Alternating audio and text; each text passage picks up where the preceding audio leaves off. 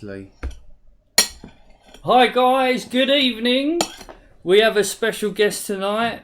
We've got the horse. He's back. We've got Graham.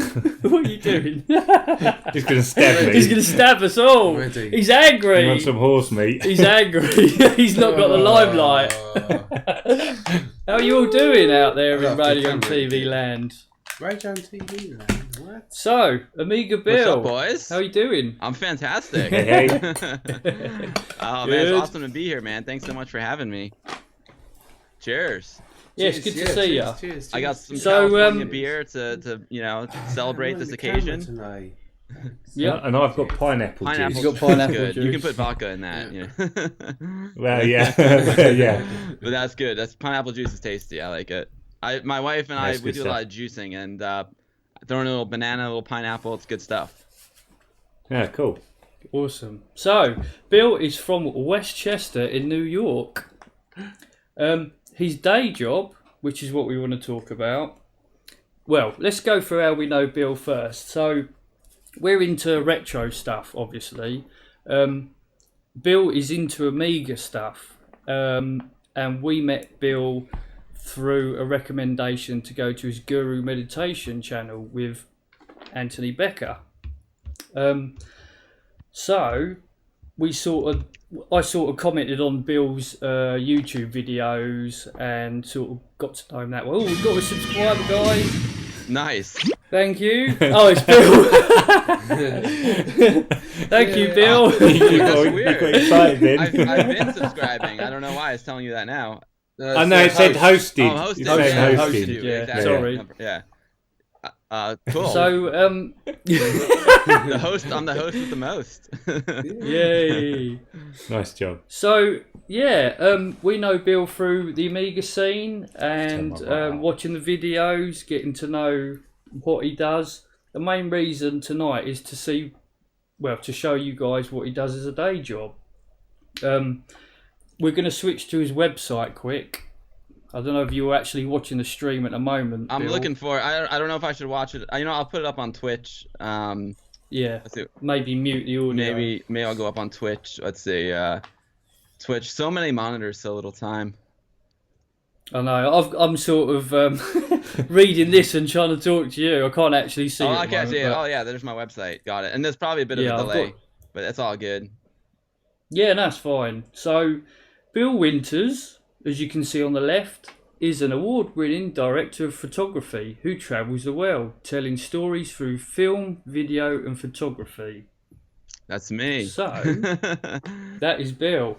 So, you're a bit of a unsung legend, really, then? Oh, I don't know about that, but I'm just really lucky because I was able to make a living. I am able to make a living doing something that I really love. I love Amiga. It's obviously one of the most important things in my life, but there's nothing I love more than cinematography and photography. That's like, what it is. I love Amiga, but I love cinematography and photography, and I'm good at it. Amiga, it's just for fun. I'm not like good, whatever. I'm not a computer expert. I'm just a computer fan. But I'm pretty good with making nice pictures. So I was able to make a living out of it, and it's awesome. And I don't know if people know what a cinematographer or director of photography is. The terms are kind of interchangeable. There's not really. Some people will call you a cinematographer. Some people call you director of photography. For all intents and purposes, it's the same thing. But basically, like, I'm in charge of the way a production looks. And the production could be, a movie, a short film, a commercial, which is what I do mostly, a documentary, or a promotional video. I'm in charge of like the way it looks. So This is what blew me away when I see, because it's your second YouTube channel. I was just looking through and I can't remember how I got through it, and I thought, oh, Jesus. And then I looked at your videos on the other channel. I thought, what's all this? And then it suddenly dawned on me, oh, he actually does this. This is his stuff. So I thought, bloody hell, I've got to talk about this. This is amazing. So yeah, So I was going to say Sorry, no, Bill. I was going to say when it comes to the Guru, I do just enough to make it look good, but I kind of turn off my cinematography skills because I have to worry about like being on camera, which is weird, which Yeah. is weird, and I have to worry about actually like Yeah. giving people good information about Amiga. So I you know, I get the lighting like acceptable, but I don't take it to the cinematography level. You know. Yeah, I mean, I agree. There's so much to look after, and well, Graham normally says that, you know, when it all starts of a night, he's like, "And listen to me." Like I practically ignore him. I feel bad, but I'm making sure that's running. The camera's all set right. The chroma's done, and there's so many settings, and making sure the chat's running, and the internet's not lagging, and the lip sync. Oh, it's crazy. So I know there's so many. Yeah, he's variables. There's crazy. so many. Yeah, definitely. Yeah, I think you sort of just answered the question I was going to ask. So you obviously then, to get the shots, you have to set up all the lighting with the to make sure that everything's in the right position. Because I always think, I mean, I used to go watch bike races, and I bought a camera to take a few pictures in. I was actually quite surprised how hard it was, even when the sun went behind a cloud or something as simple as that, just made the shot that much worse. So there's obviously a lot of variables in there that can change the outlook of what you do, I suppose. Yeah, absolutely. You know, the main role as cinematographer, like I said, is to establish the look, and you do that through the lighting. You do it through your choice of the camera, your choice of the lens, and your image composition. Those are like the basics that make up the image. And yeah, you're absolutely right. There's so many variables that happen. Like for example, you know, you could be shooting outside and a cloud comes over, and if the two shots need to match, because when you cut them together in the editing, it will look odd. You know, if all of a sudden the sun's out and then you cut to the next shot and it's a cloudy day, or you know, we do things like you know, shoot nighttime scenes during the day, so you have to make nights, or vice versa. We'll shoot daytime scenes at night because you can't always have, you know, That's ideal clever. conditions. So you have to have complete control over these. And obviously, when you're in a TV studio, you have to, you know, you have to make day, you have to make night, you have to make dusk, all from scratch. So it's challenging, but that's what I love. You know, cinematography is even more so now. It's really like a blending of art and technology, because you have to be creative and you have to be artistic with it. And the idea is to like tell a story or communicate whatever you're trying to say to your audience in the best way. But you also have to be a bit of a technician as well, especially now the computers. I mean, the cameras are basically like computers, so you have to, you know all the ins and outs of the camera, and like it's really art and technology coming together. Then you have the post production where you use, you know, programs like DaVinci Resolve to do color grading, or Adobe Premiere, Final Cut to do editing. It's really, you know, really art. Computer science and art kind of coming together into one place, and that's what I love, because I love art. I went to art school and I absolutely love art, and obviously I love computer science as well. I thought I was going to go into computers back in the day, but I was more of I ended up in the art school. I think, like you were saying there, though, Bill, I think a lot of it, with not so much the old stuff, but the moderns, it is now overlapping, where the photography and the computers, it's all coming, sort of merging to make your final product. It's like there's not the fine line anymore. And like the home studio as well. I mean, even doing this stuff, if it hadn't have gone that way, I mean, it would be, you know, the gear that you're using, I'll be out of pocket just buying a light. Oh, yeah. Let alone the camera.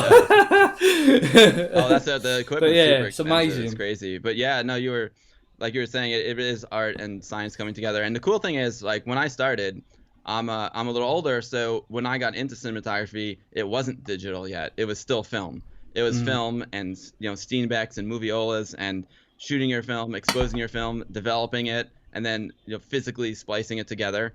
And I'm really lucky that I got to learn that way, because I mean, honestly, like shooting film is much harder. It is much more difficult than shooting digital. It really, because you don't have that immediate response. When you shoot digital, you can look at the monitor and you say, oh, it's too bright, it's too dark, I need to adjust this a little bit.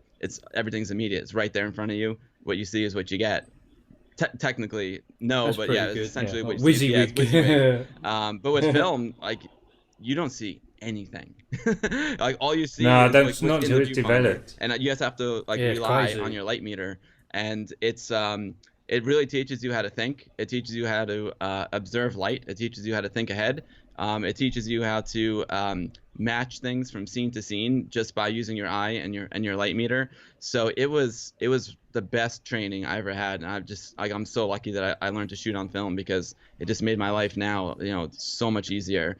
And all the techniques that I learned when I was shooting film apply to digital, and they just allow me to have total control over the digital image. Instead, I feel like a lot of people today who are learning digital, they don't without having that background, they just kind of piece things together, and they don't have like as solid a foundation as the older generation, who really like had to think this stuff through and didn't have the satisfaction of seeing what they shot immediately. And it comes into play big time, especially like when you're shooting something that's dark, you're shooting at night.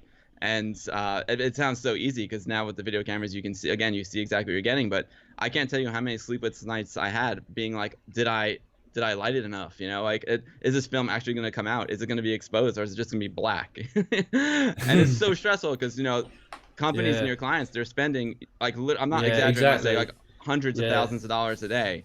And if I set the camera wrong, they don't get an image, and they wasted all that money. So, but I mean, even so, it's that we've even when we was kids, when we had normal cameras with film, I always remember taking your filming, being really excited about all these photos you're going to get, and out of like 30 photos, you have 2 that aren't blurred, and most of mine had a sticker on it saying, "Censored, you shouldn't be doing this." That's so true. And you didn't shoot as much back then. I remember my dad used to get, now this isn't cinematography, this is photography, but he used to buy like 24 exposure rolls of film. You can get them in like 24 pictures on a roll, or 36. Yeah. And he used to get 24 because he's like, I'm not going to fill up 36. I'm going to get, develop like 2 rolls of film a year. So he used to get the 24 exposure. And even that though, like it made you think about each shot a little bit more. Now with digital, you can just shoot to your heart's content. It's free, it's easy, So back then you had to plan ahead a little bit more, choose like, no, I'm not going to shoot just everything. Let's set this family shot up a little bit more, because we can't just shoot away, click, click, click. Yeah. Although I still do miss having to roll the film on with the old like the thing you used to push to get to the next next photo. Oh yeah. I still miss, because I'm quite into. Funny enough, I mean, I'm not so much from a retro gaming background, but I'm very into old cars and how things mechanically work rather than electronically work. So I still like to see moving mechanisms. So. Oh yeah. Yeah, I still like the old ways. Totally. The old cameras, they were mechanical. Especially one of the cameras I learned on is called a Bolex, and that is actually a camera that you wind up, and it's got this lever, you wind it up, and there's a spring inside. It's spring loaded, and away you go. And that actually they used that camera for a really long time, even professionally, because when you have like these like Warren Miller films, like the guys who do all the skiing back then. Or if you were shooting in a remote spot, you didn't have to worry about charging batteries, which is a big issue these days. The cameras use a lot of power. You can just wind that sucker up and didn't have to charge any batteries. It was great. Yeah, cool. Let's just have a quick look at the chat. So it's a bit small tonight. So Jennifer Dam? Hello, Jennifer Dam. That's on Periscope, I think. Air Jury, hi there. Jamie Morgan, hello, Jamie. That was Jamie that commented on our link earlier. Cool. Creeping Death, Bill is the man. Got a bit Thanks, of love, buddy. Man, yeah, he's got getting a bit of love. You're getting a bit of love. Is that your crew? Is it, Bill? Is it? Yeah, I'm looking at the chat over on your Twitch channel, so I think I'm getting one. Yeah, Creeping Death is definitely one of the guys who frequents. He's the man. I appreciate that. Bella is a member of my Westchester Amiga user group and a great friend. He's awesome guy. He's amazing guy. Toe Falkman, he's with the Swedish crew. Yeah, I met him here on Twitch. Toa? Of course, Amington TV, the legend. Amington TV, Johnny, the legend, my man. yeah. But yeah, it's a bit surreal talking to you, to be honest. Like I say, it's normally keyboard warrior away saying, oh, nice video, but even when we was testing just before we went live, it's like, wow, he's actually talking back. So Fragger, you have to be a total nerd to like, cinematographers are like half nerd, half artsy fartsy guys. It's very strange mix. I see. Oh, awesome. Oh, Bill Lang is here. Bill Lang, it's all good. It's cool. but Bill's my Atari friend. Oh yeah, And yeah. I don't know if you guys, you guys are into retro. There's this whole little thing, Amiga versus Atari, whatever. Oh God, Yeah. yeah. I've seen it. I've seen it on your channel, treading lightly. Yeah, but Bill's an awesome Atari guy. He has an Atari party. He lives near me. Great guy. We exhibit at Vintage Computer Festival East together. Eagle Beakster, my main man with the master plan, is here. Yeah, it's just, I love Eagle Beakster. It's just so cool, like meeting all these people on Twitch, on YouTube, on Facebook. I've met, because of the Amiga, I've like met so many new friends, really good friends, and it's opened up like a whole world of a whole community to me. That's just amazing. Like the amount of support and like positive and nice things people say, really, it's incredible. It makes it all worth it. I've met so many great people, and it's cool because Amiga community is filled with creative people, because it was like the first computer for creative mind at home. Yeah, God, yeah. That's how I started writing music. Thanks for the subscription, Mr. Ped. But yeah, I mean, if we go back, I've got Optimed open now. Well, I was using it earlier, and this is this is how I started with the Amiga. I started writing music, and I used to love it. And I think, what is it? Is it one of the big artists over here? I can't remember his bloody name, but his first album back in the early or mid 2000s. Can't remember it is now, but he actually wrote his whole album with Optimed. It's not Deadmau5, it was someone else, but along them lines. Was it what's his name there? Oh my god, he's actually an Atari ST guy. Of course, ST was big with the music because it came with a built-in MIDI port. Yeah, I can't think who it Fatboy was. Slim. He's a big Atari ST guy. Yeah, he done Okay. a few bits, but oh god, I can't remember his name now. Massive artist. I'll have to find out and put the link Yeah, you have under to this Google video. it and, Yeah, it's awesome. Music is like the one area that I never got into because I have no musical talent at all. Like I love That's music. it. I love music so much. I love to listen to it. But when I was in like 4th grade, I was taking trombone lessons, and the teacher was just like, "Man, you're terrible." He's like, "Just give it up." And I was like, "That's cool. I appreciate the honesty. I'm moving on. I'll find something else. I gotta be good at something." Storm Data's here. What's up? Yo, Storm Data, how's it going? I don't think I know Storm, but it's nice to meet you. Right, so we're gonna try and go to your. Oh, I see you got comedians in cars getting coffee highlighted there. That was yeah, that was, yeah. I was gonna ask you about that. Oh God, I misspelled it. It's, What's going on? oh, I think it's. it's got a monkey. youtube.com/TheGuruMeditation. There you go. There you go. Yay. So, yeah, yeah, I was going to ask about the Cars and Coffee. So I haven't actually watched that yet, but that was quite a big thing on YouTube. Was it YouTube? Or? No, it was on Crackle. Crackle's owned by Sony. I've never heard of that. Yeah, it's owned by Sony. It's their kind of streaming service. Basically, Comedians in Cars Getting Coffee is a show by Jerry Seinfeld. It's his own personal show. It's something that Looks good. he always wanted to do, and it's a very simple show. It's the whole premise of the show is that Jerry calls up one of his friends, usually a comedian. He goes to pick them up wherever they are, and he drives them to the coffee shop, and they have a conversation in the car, and they have a conversation at the coffee shop, and that's it. That's the whole show. That's all there is to it. So Okay. what did you do? Did you shoot that with various GoPros stuck around the car, I gather? That's exactly what happened. I had shot some commercials for Jerry Seinfeld earlier. He had a show called The Marriage Ref, and I did the promos. And it was right around the time like when the GoPros were first coming out, and there was digital SLRs, like a Canon 5D camera, which are digital SLR, like where they're SLR cameras that can shoot video as well. And it really changed the film business in a big way. But he was really intrigued by these small cameras, and he's just like, what? We have all these lights and all these cameras, and take one, take two. There's a lot of distractions, when you're making film. He's like, but with these small cameras, it's gonna open up like a world of possibilities for me, because I just like to talk to my friends and hang out, and I want to forget. I want to forget, that we're on camera. I just want to have a natural conversation with my friends and let it flow and see what happens. That's it. So he was like, he knew I knew how to use the GoPros and the small cameras. So he was like, yeah, you'd be the perfect guy to shoot the show that I have called Comedians in Cars Getting Coffee. I want to give it a try. So he was just like, I want you to use like basically like no lighting. I want you to hide all the cameras and just stay as far back as possible, because I want everyone to forget that you're here, and I want the show to be really natural. So that's what we did. It took a lot of planning. It took a lot because we had multiple cameras. We had like a chase vehicle. We had a lead vehicle. We had to have people, at the location that we were going to, and then they would have to like leapfrog. It was all done in real time. There was no take one, take two. It was all done in real time, which is really hard, especially in New York City when you're dealing with like traffic and all kinds of crazy stuff.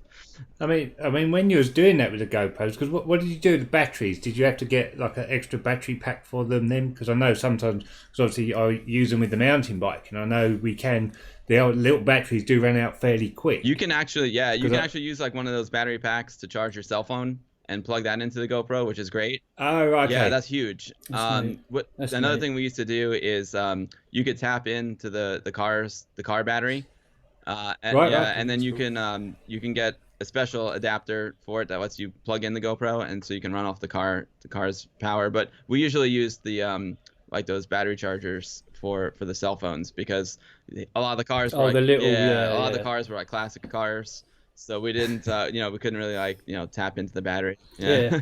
There's not even no cigarette lighter sometimes, is there? I don't think Lee's got a really nice Beetle, and yeah. Yeah, that's no, it hasn't got a cigarette lighter. No. But I have put in a USB in the glove box now, just to try and modernise it a little bit. Yeah. So thank you, Andy Beeston UK, for the subscription. That was brilliant.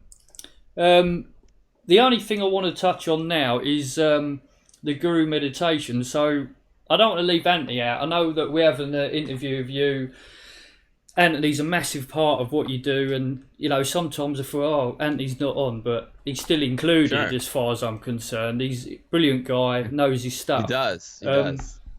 So first of all, how did you meet Anthony Becker? Hi, Anthony, if you're about anyway, but he's probably working in Korea, isn't he? Yeah. Today, and I got a message from him. He's in my Discord channel, and he let everyone know the Eagle has landed, and he's on his way to meet the Supreme Leader with Dennis Rodman downstairs. Yeah. So yeah. But yeah, the latest. Well, I gather the guys watching have seen it, but the latest Genlock video is amazing. The way you shot it and that, I thought, Jesus Christ! But yeah.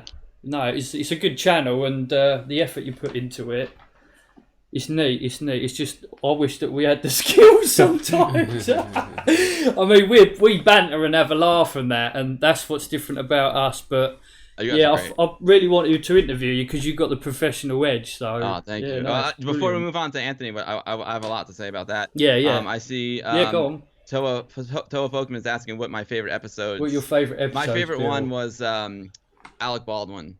That one was hilarious. Like most of the stuff didn't make it to air. But he was off really off the chain. Yeah, and it was he was hilarious. I mean, he was a funny guy, and I think that was my favorite one. That was a really cool episode. I liked the Alec Baldwin one. And now I didn't do like the other seasons. I only did the first season because unfortunately, because when the second season happened, I mean, these seasons were all shot like within the span of like 2 weeks. So even though the show was on for months, we shot everything like within 2 weeks.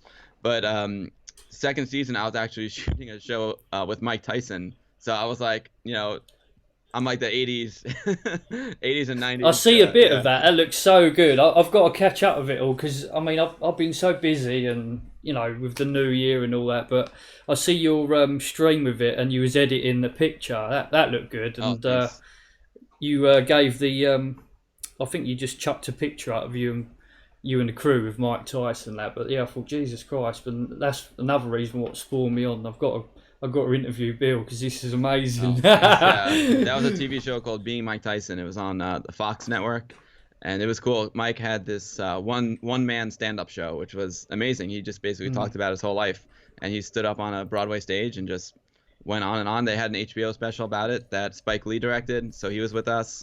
And my show, Being Mike Tyson, was about that. We followed him around the United States on his whole tour, And then we also, went to his house and hung out with his family, and That's it was a really amazing. like intimate look. And it was amazing. Yeah, once That's it brilliant. was amazing. I mean, we went to Muhammad Ali's house with Mike. It was one of the wow. most amazing days of my life. cool. Yeah, That's cool.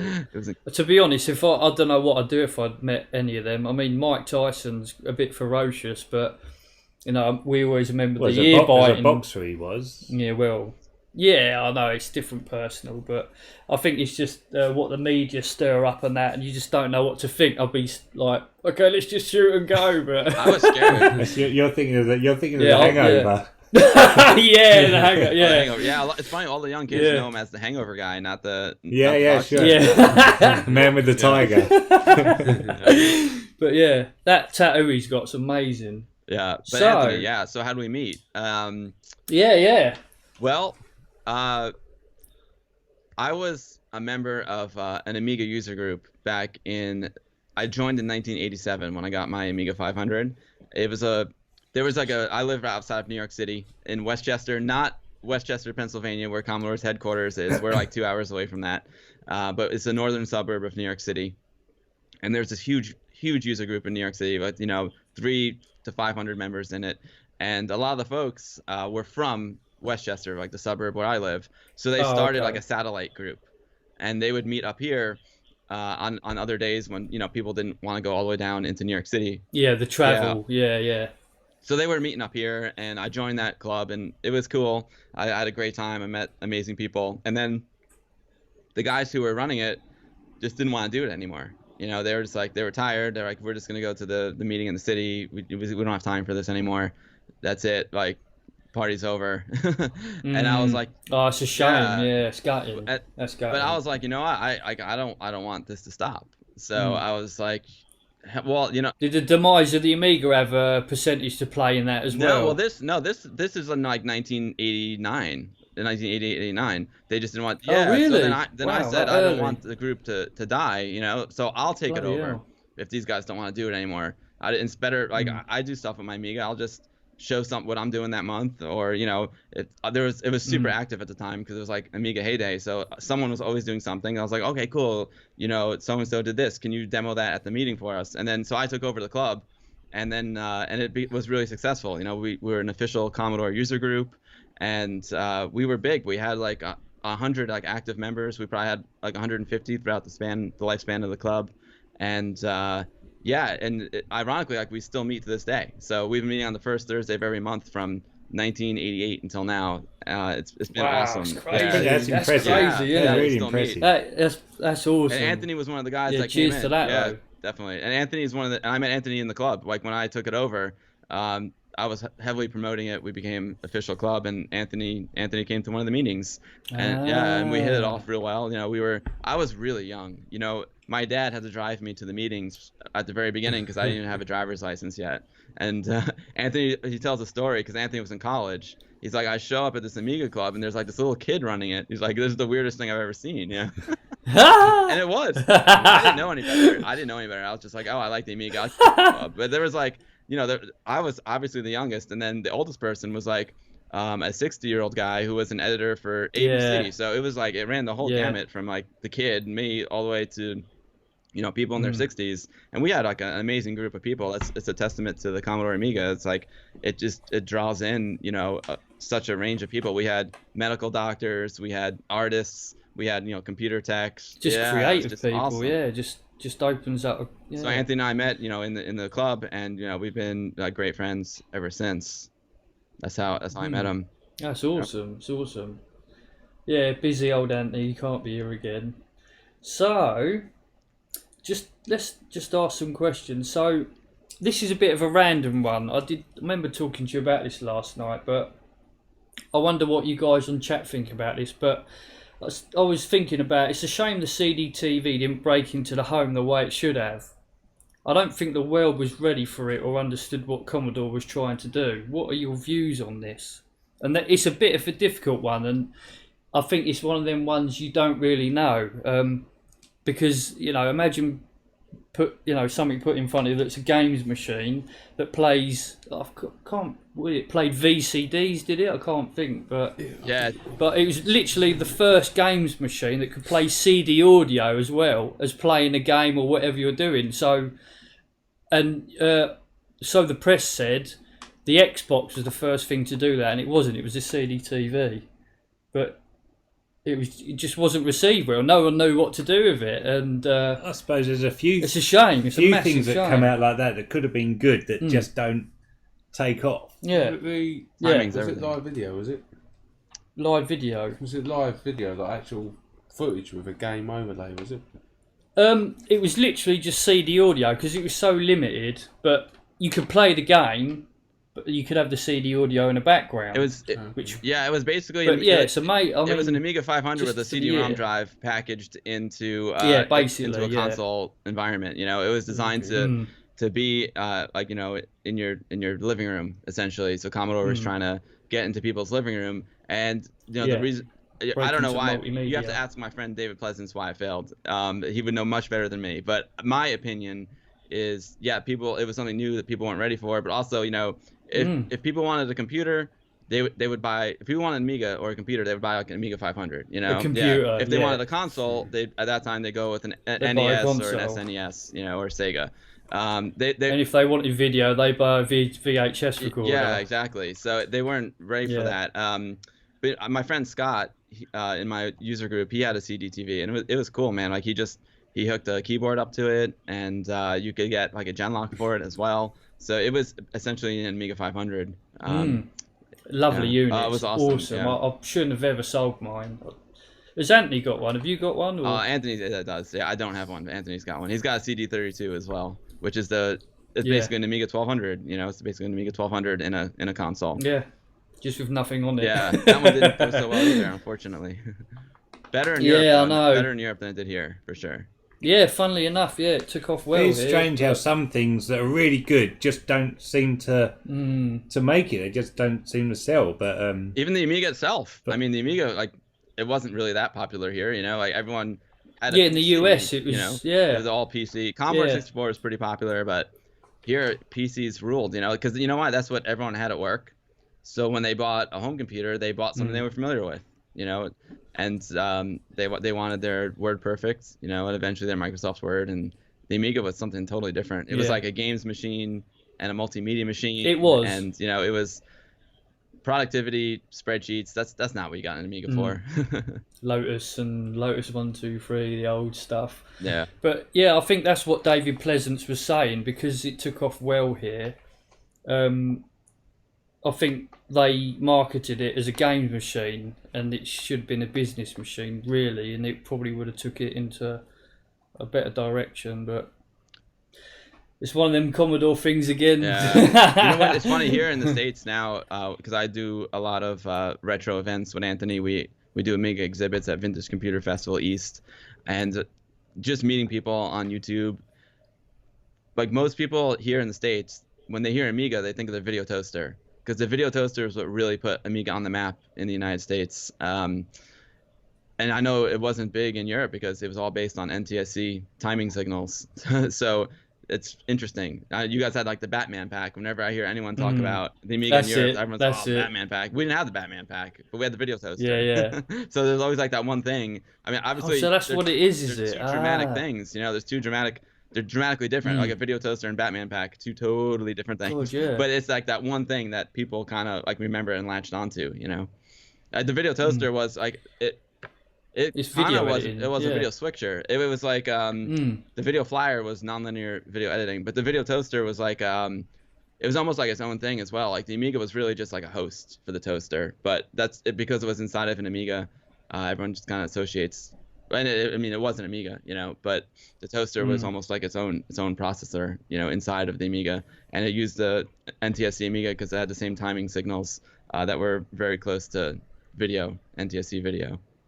So it's neat. Yeah. It's neat. So that's what I didn't know that. I wonder why you guys over there always talk about the video toast, and I think, what is going on with that? Huge. But now that's explained it. Huge. And I was too young to comprehend that because, like you say, the Amiga 500 Batman pack, and it was marketed as a games machine here. So that explains a lot, actually. Yeah. That's a good And one. the toaster was really, I mean, it was just so revolutionary because, like I was talking about my friend who was an editor for ABC.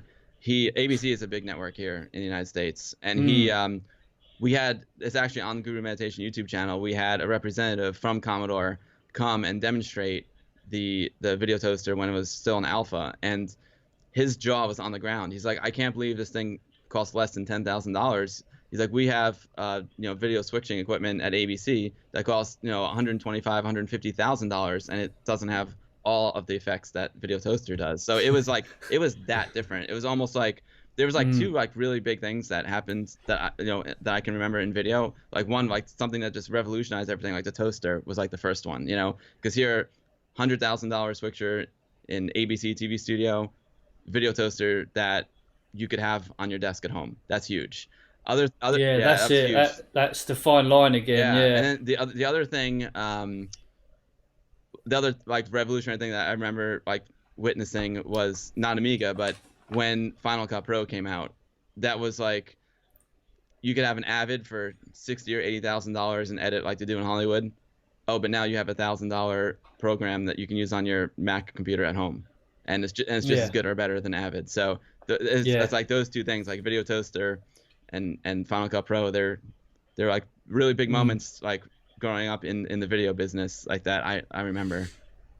Yeah. It's amazing how it's all worked out, to be honest. Oh, I suppose as well with the ones that, like you just said, that just affordable, that it's opened the market up a lot more to people to be able to try it be and more creative as well. Yeah. Even I suppose even like what we do here now. I mean, not that many years ago that to do this would have been quite a major setup, but now it's sort of opened it up a lot more to people in their own living rooms, like we're doing, just to be able to interact with people like yourself across the world. And so we'd be paying for studio time just to try and break into the thing. But dude, you're literally, it's no joke, you are literally broadcasting to the entire world. There are just people right now. It's not a joke. Like there are people, you're broadcasting yourself live to anyone who has a computer or an app on their phone can watch you right now, and you're like in your living room and I'm here like in my office. It's amazing. I must admit, it is cool. It is good. I mean, when did I started doing this about a year ago with you, didn't I? And I'd never ever done anything like this before,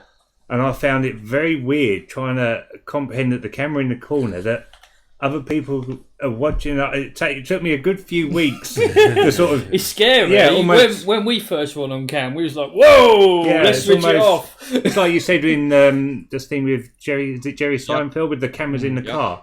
I was very conscious of the camera being there, and I felt everything I did. I was like, "Oh, someone's might have seen me touch my head," or now it's. I'm actually quite used to sort of it now. So it's taken a while. It takes practice and it takes getting used to. And I remember when I was doing that Comedians in Cars, when we were doing the Alec Baldwin one, Alec was just going off, just going crazy, and he's like, "So Jerry, when are we gonna shoot the show? I've been with you for like an hour. When are we gonna start the show?" And Jerry's like, "This is the show," and he's like, "This is the show. What are you talking about?" And Jerry's like, all these cameras, they're recording us right now. This is the show. He's like, "Oh yeah, all right." Okay. He probably didn't think much of it at the time then, but and then he just like went off. But that's the beauty about it, I suppose. That show. I'm gonna give that a watch. So this is I think this is cool, but without the advent of the Facebook groups, Twitch, YouTube, Kickstarter, Patreon, etc., do you think the Amiga scene would be as big as it is if none of this existed? No. I mean, no, I don't think so. I think absolutely it not. Made me it's a really interesting question, but I mean, Amiga community and I guess retro community as a whole is just growing by like leaps and bounds. Like, I've talked to people who are saying that maybe 1992 is like the sweet spot for Amiga. That was like Amiga in its heyday, but in some ways, it's even better now than it was back then. Because now, you have... Yeah, I mean, we can see each other. We're doing it now. Everyone's talking. We're not ignoring you guys. We appreciate the chat. But, I mean, it's just a whole experience, and yeah, it's lovely seeing people showing. I thought I was a freak for a little while. I used to even play, well, I still do, play all the C64 and Amiga game tunes in my car as I'm driving around. But it's lovely to hear that some people even go to nightclubs that just like C-Tricks, you know about C-Tricks. I'm going They to one have this weekend. whole nights.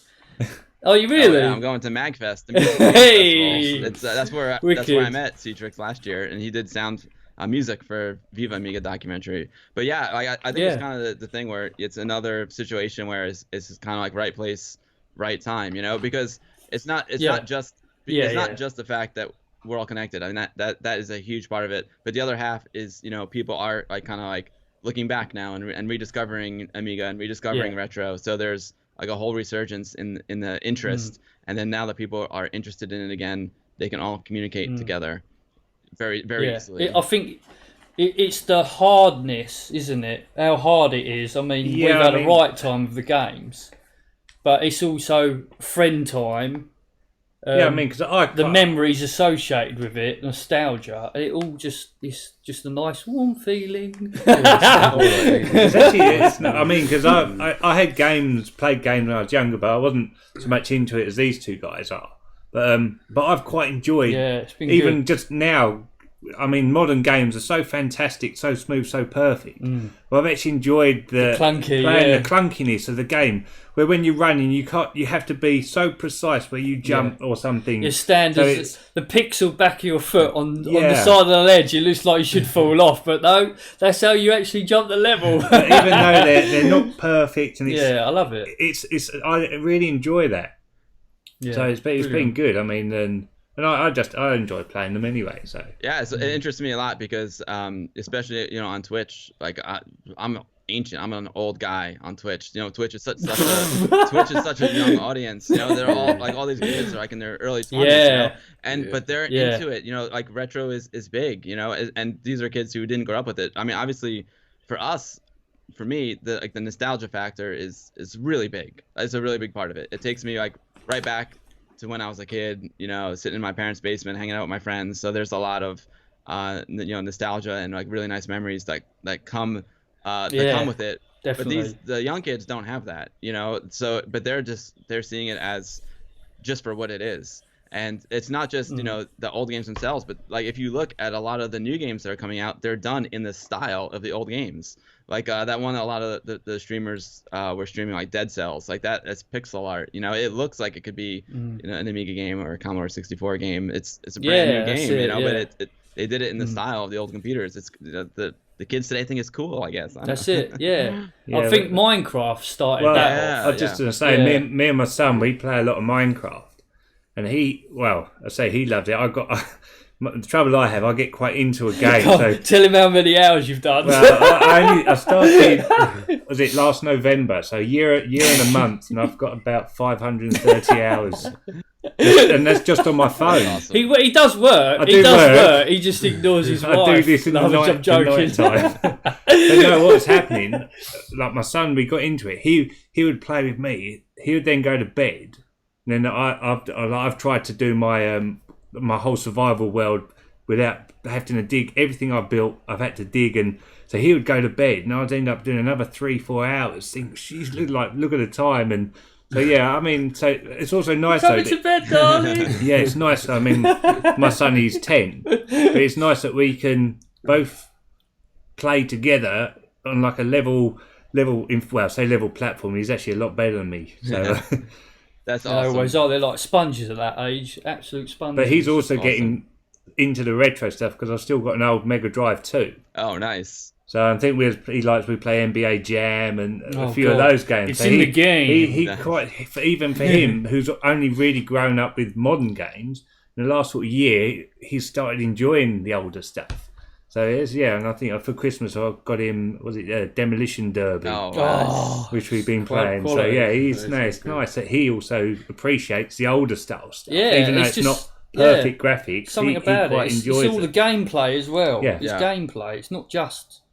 I've always said that. It's so important because especially us. Like one of the reasons why we liked Amiga back then is because the graphics were so good, and back then the technology was very young, and we were always like wanted the next best thing, and like we dreamed of having games like the kids have today. Like the games are so real. Like when you play FIFA, sometimes you can't even tell that it's someone playing a game or if you're watching a real football game on TV. You know, so it's funny you should say that, because I walked in on Phil and Rob playing. Well, I didn't realise they were playing. I walked in and went, "Oh, you're watching crappy football again." And Phil turns around, he's got his PS4 controller. Wow, okay, you got me. But it's fun. But then I was going to say, even for our games, when the new one came out that we look at now and think, oh, the graphics aren't that. When we then got the new one, it was amazing to us. Like I think when we was playing, what's the James Bond one? Goldeneye. When they had faces, like real faces. But back then that was amazing. But you look at it now and it's like blocky still. it's just. So it's crazy how far it's evolved on. Oh yeah, in a short period of time. I mean, but that's interesting because like the kids say they have like these games that are so realistic. So they're looking at all the gameplay of the old games that they're enjoying, and I guess it's interesting to them. Where we were just always trying to see like what has the best graphics. And sometimes back then we weren't even as interested in the gameplay if the game was stunning, you know. And it brings me. I see someone asked what my favorite Amiga games were. Amiga 1200 Amiga 1200 game, my man. What's up? Yeah, he asked some of my. Yeah, I think Jamie. I don't think I see all the chat, but it's all good. So yeah, that brings me. That's a good question for this. You know, like one of my all-time favorite Amiga games is Shadow of the Beast, and Shadow of the Beast was just like when I saw Shadow of the Beast, I was like, "Are you kidding me? Like this is just a whole nother level. The parallax scrolling, the graphics are incredible. Yeah. So it's still one of my favorite games to this day, but the gameplay, it's still, I guess, pretty good, but there's a lot of games with better gameplay. It was just that Shadow of the Beast was so visually stunning that we played it. Is that number 3? Is that, I think. No, Shadow of the Beast. I'm talking about the original one. Oh, the original number 1. Yeah, Shadow of the Beast 3 is, I think, the most playable. I think that's technically the best game, but my heart is with Shadow of the Beast Part 1 because when I saw that parallax scrolling and the guy, you know, run through the field with the mountains in the background, I was like, oh my god, Amiga's the best. So, yeah, it's cool. But so I'm going to ask you one more thing because I don't want to keep you too long. That's all really. But so I don't know if you've heard it, but me and Graham, we had a podcast for a little while, but we just stopped it because it was just so much time, wasn't it? It was killing us. But we was talking about net neutrality. So how do you think that'll affect us? Us internet media creators, because they're talking about making things subscribable, like each individual service, like YouTube may be subscribable and Twitch. Oh, so you can't just go on it. Yeah, it's scary, really. I mean, hopefully, power to the people, but yeah, it's not. So you'd have to pay for each individual. Yeah, it's going to be a bit like, I don't know, pay as you go, I suppose, or subscription. I suppose like how Netflix and where you pay a monthly subscription, isn't it? I mean, it's scary. But I'm not. At the moment, the internet's free, isn't it? So yeah, just pay. It's going the route where it's not going to be free, and you paying for individual channels. Yeah, that's what they're basically saying, aren't they? Yeah, I think.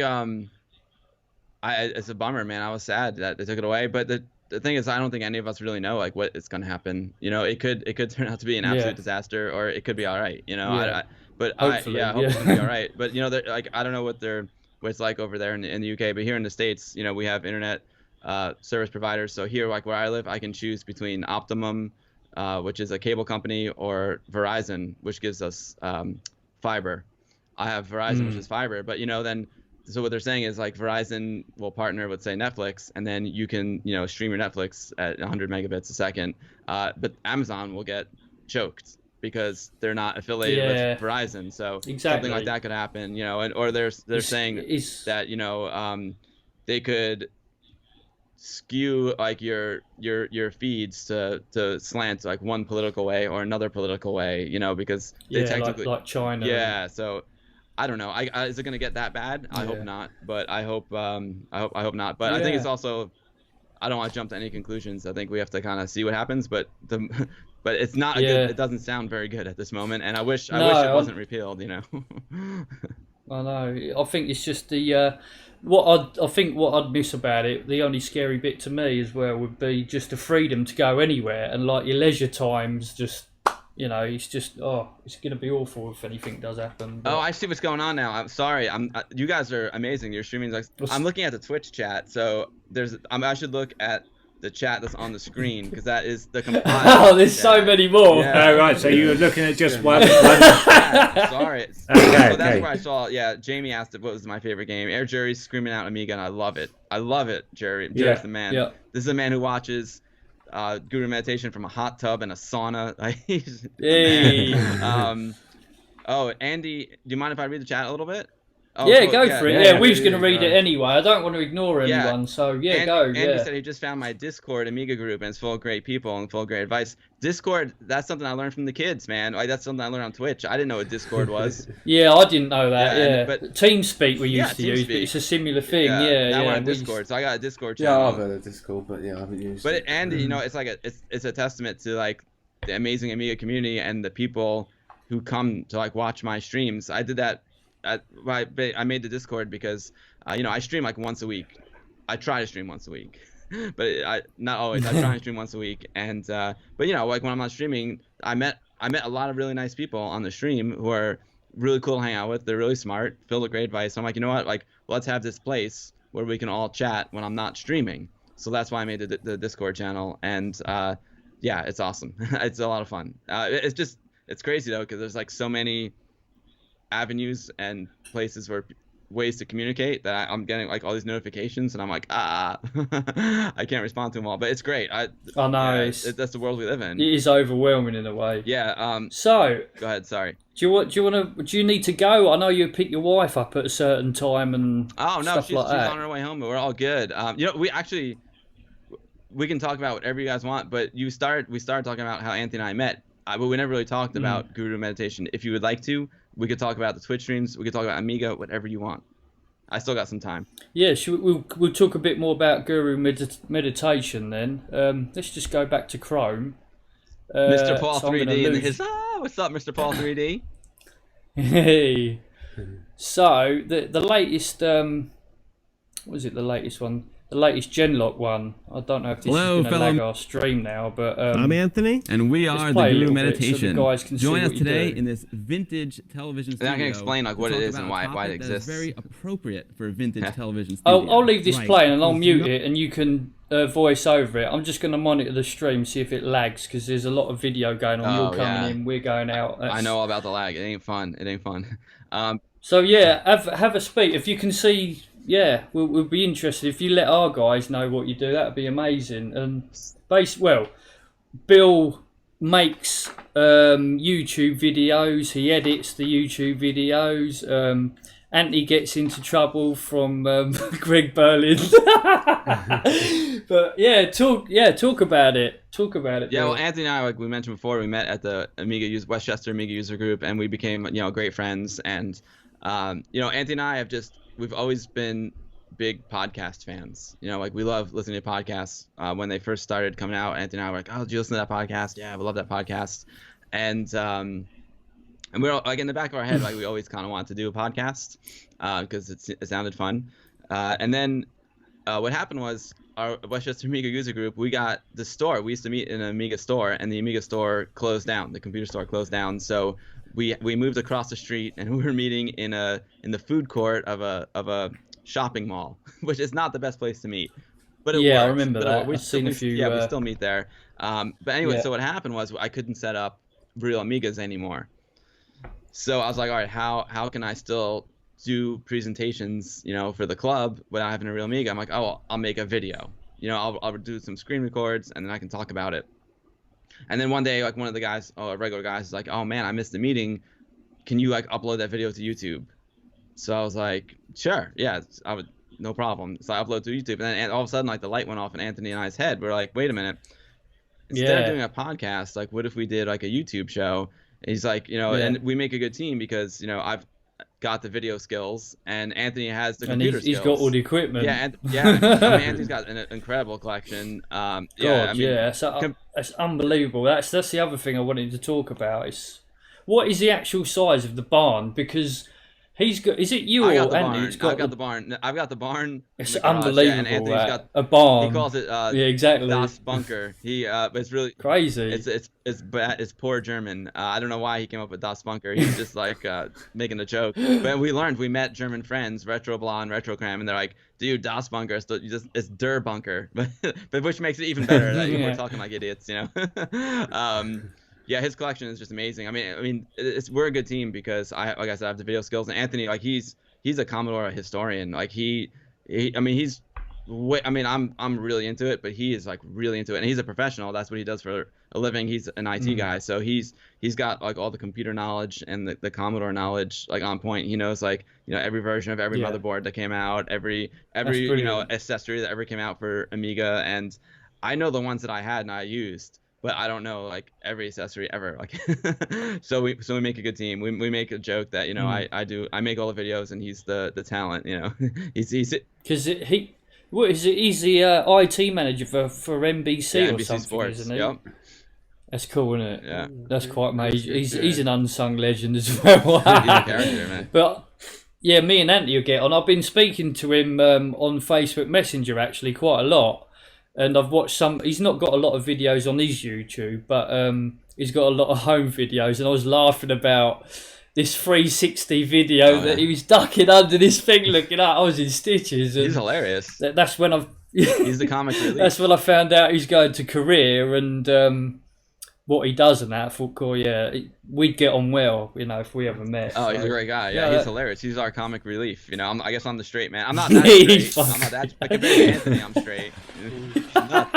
Yeah, I know. I noticed in the Genlock video, this one that's playing now, as you're trying to be serious. See, this would be me. I mean, Lee or Graham would be you. Exactly. But when you're talking about a Genlock, I'll be there. He's sitting there invisibly going beep beep beep, and Bill's trying to be. Oh, it's so funny. But yeah, it's worth a watch. Graham just had a can incident. Yeah, this is what we really love to do because we love just like busting out the old hardware, and we want to preserve the history as much as possible. Oh god. So being that we both have good, I mean, my collection's like it's pretty good. I'm not really a collector. I have a lot of stuff. But Anthony's collection's insane. But between the two of us, like we've got almost everything. So yeah, it's amazing. Yeah, it's definitely a good team. You can just see the way it works on camera. It's amazing. Yeah, so that's one of the things we do. We love to bust out the old hardware, and we want to preserve the history. So who knows? Like 20 years from now, if YouTube still exists and someone is heard of this Amiga thing and they want to see how this piece of equipment worked, then our video would be there. That's our hope for it. We do the same with software, and then of course, we're social butterflies. We like to hang out at shows. That's our favorite thing. So we do show reports. I'll go to like Ami Party, or we'll do a video about our experience at Vintage Computer Festival. So we do show reports. We demo the old hardware, and we do some live streams too. We don't play as many games. I kind of save that for the Twitch, but we might do some more gaming over on YouTube. Just because we don't have that much time, so we have to all right, let's just at least focus on like the old hardware and the old software. When we do have time to make a video, when I have time to make a video, because I have to do all the shooting. And that's it. I mean, yeah. The other thing, I'm quite surprised you do it actually, because a lot of people say, I mean, they always say like Graham's a carpenter. If he come home from work and I asked him to do a bit of carpentry, 9 times out of 10, to get anyone that's in that business to do something like that again, it'd never happen. It's like a carpenter never does up his own house. So I'm surprised you actually do it, because it's your day job anyway. Yeah, well, what it is I love it. Like I said before at the beginning of the stream, I'm really lucky to have a job that I love. So that's part of it. And the other part is, like I was telling you before, like I don't try too hard. Like when I work, I try really hard. But on Guru, I'm like, all right, the lighting's like good enough. It's just like it's cool. So I don't try it too hard. Shoot, go, enjoy. Yeah. I suppose in some ways it's quite nice then to come back and not worry about it being perfect. Yeah. So it's, true. And it's cool because the other thing is like these videos on Guru are actually like very personal videos to me, because like we have like my old Amiga computer and we have all my old stuff and going through like my parents' house, so they're like really personal, as opposed to making a TV commercial, which is not personal at all. But it's really fun and really creative, and I get amazing toys to play with. But this is cool because like I said, at my heart, I'm an artist. And I want to create things, and I have complete control over these videos. I can do whatever I want. But when I'm at work, I have to do like, what the ad agency wants me to do or what the director wants me to do. So it's it's great. To be honest, if I ever come over, I'd probably stick a sleeping bag down in that room, and I wouldn't go to sleep. I'd be up all hours talking about ICs and stuff with Anthony. We'd never go to bed. It'd be like Kiddie Candy Store. Oh man, Anthony's place is just amazing. Insane. Yeah, it's insane. So that's kind of in short. That's how we started The Guru, just because we liked podcasts, and we have some cool stuff to show, and we want to keep the history alive, and my video production background, and I have all the equipment from my job. So we have a TV studio from my dad, as you saw in the last video. That's amazing. That's good. So that's in the bottom of the school still. Yeah, so. That's the first time we've shot there. We'll probably shoot there a little more. We did shoot some of Viva Amiga documentary in that studio. Oh, is that where? Right. Yeah. Okay. Is that where it was? That's where some of it was. Yeah, and then a little part of it was there, and then I shot all my videos growing up as a kid in that studio, and I would use Amiga Genlocks to do special effects and titles over the video. So yeah, that studio is like I said in the video, I grew up in that studio, and it's funny because like back then I thought video and was just fun. I never thought it was something that you could actually do for a living. It was just like, oh, my dad teaches video, it's like a fun thing. So way back when I thought I was just going to be in IT. I thought I was going to be a computer guy, and then once I figured out that you could actually make money doing video, that's when I was like, oh yeah, that's my jam right there. I've been having a look at your camera, and I think that's the other thing. That technology just blows me away. I mean, I love playing with stuff like that. And what was it? Was it a Red Dragon or something? 5K? Do you shoot in 5K then? I shoot the Guru in 4K. And the reason for that is that my camera just does 4K, but a lot of times what I do is because it's literally just me and Anthony, and like I'm trying to do everything from the video standpoint. I can, because it's 4K, and I do release some videos in 4K, but if you shoot in 4K and release it in 1080p, then you have the ability to zoom in. Okay. So it looks like we have, right, is that how it works? Yeah, because you can zoom in without. I mean, it's not the best way to do it. It's not the preferred way to do it, but you can do it. So like I'll have a shot of the two of us, a shot like you guys have of yourselves right now, but because it's 4K, I could like punch in for close-ups. Right. And I suppose that way then you don't lose the clarity of the picture. Exactly. I mean, technically you do lose a little clarity, but no one would really notice because it's still just one-to-one. Yeah. So you're not really like magnifying the image that much, because you're starting with 4 times the amount of information, double the width and double the height. So you can, if you go to a 1-to-1, it looks really good, in 1080p. So you can, everything basically becomes doubled. So like a 50mm lens becomes a 100mm lens essentially. That's cool. So just out of interest, this isn't written down, but how much does that camera cost that you actually use in your daily job? That's your own equipment, obviously. Oh, well, the camera that I own that I use for the Guru is, I do use it, but it's almost like a second camera. Not for the Guru, but the actual professional cinematography. Oh, okay. Well, it's funny. It's again like what I was saying before. Part of my job is to choose the camera, and there's all different reasons for choosing a camera. It could be the size, the resolution, the look that you want to get. So the camera I use for Guru, I do use professionally, and like for example, I shot the Mike Tyson documentary with it because it's really small. And sometimes when you're jumping in and out of cars, Comedians in Cars style, we use it on Comedians in Cars as well. You want like a small camera that you can manipulate easily, and you don't need a whole crew. You don't need a dolly to like lift it up. So I do use that camera, but my main camera is an Arri Alexa or Arri Amira. They're very similar cameras. They're made by Arriflex, a company in Germany. They're old-time camera company. They started, with film cameras, and they're my favorite cameras. I do use the Red as well. The Red, I think, is amazing, and it did incredible things for the business. It's not my favorite camera. Really? It's not. No, the Arri is my favorite. But the Red really pushed like the limits of digital cinematography. Like Arri wouldn't have a great cinematography camera right now, or it wouldn't be what it is now if it wasn't for Red, because Red came in and they just blew everyone out of the water. They're like, here's a camera that can do 23:9:8 4K. it was like, whoa, like like Sony and Arri, they better get their act together because this is the real deal. And That's cool. Red is not like traditionally a camera company. It's made by the guy from Oakley Sunglasses, So is it really? Yeah, Because I can't. Well, I could probably stream it but there's no point because I've only got a 1080p screen. But yeah, they shoot in 8K at the moment, didn't they? 8K is the newest one. We'll do 8K. Yeah, it's pretty amazing. Crazy. Yeah, but it's interesting. The cinematographer who just shot the newest Star Wars, he did a really great video about like the resolution myth. Like it's not just about the resolution. There's a lot more to it from a technical standpoint, and obviously from a creative standpoint than just the resolution.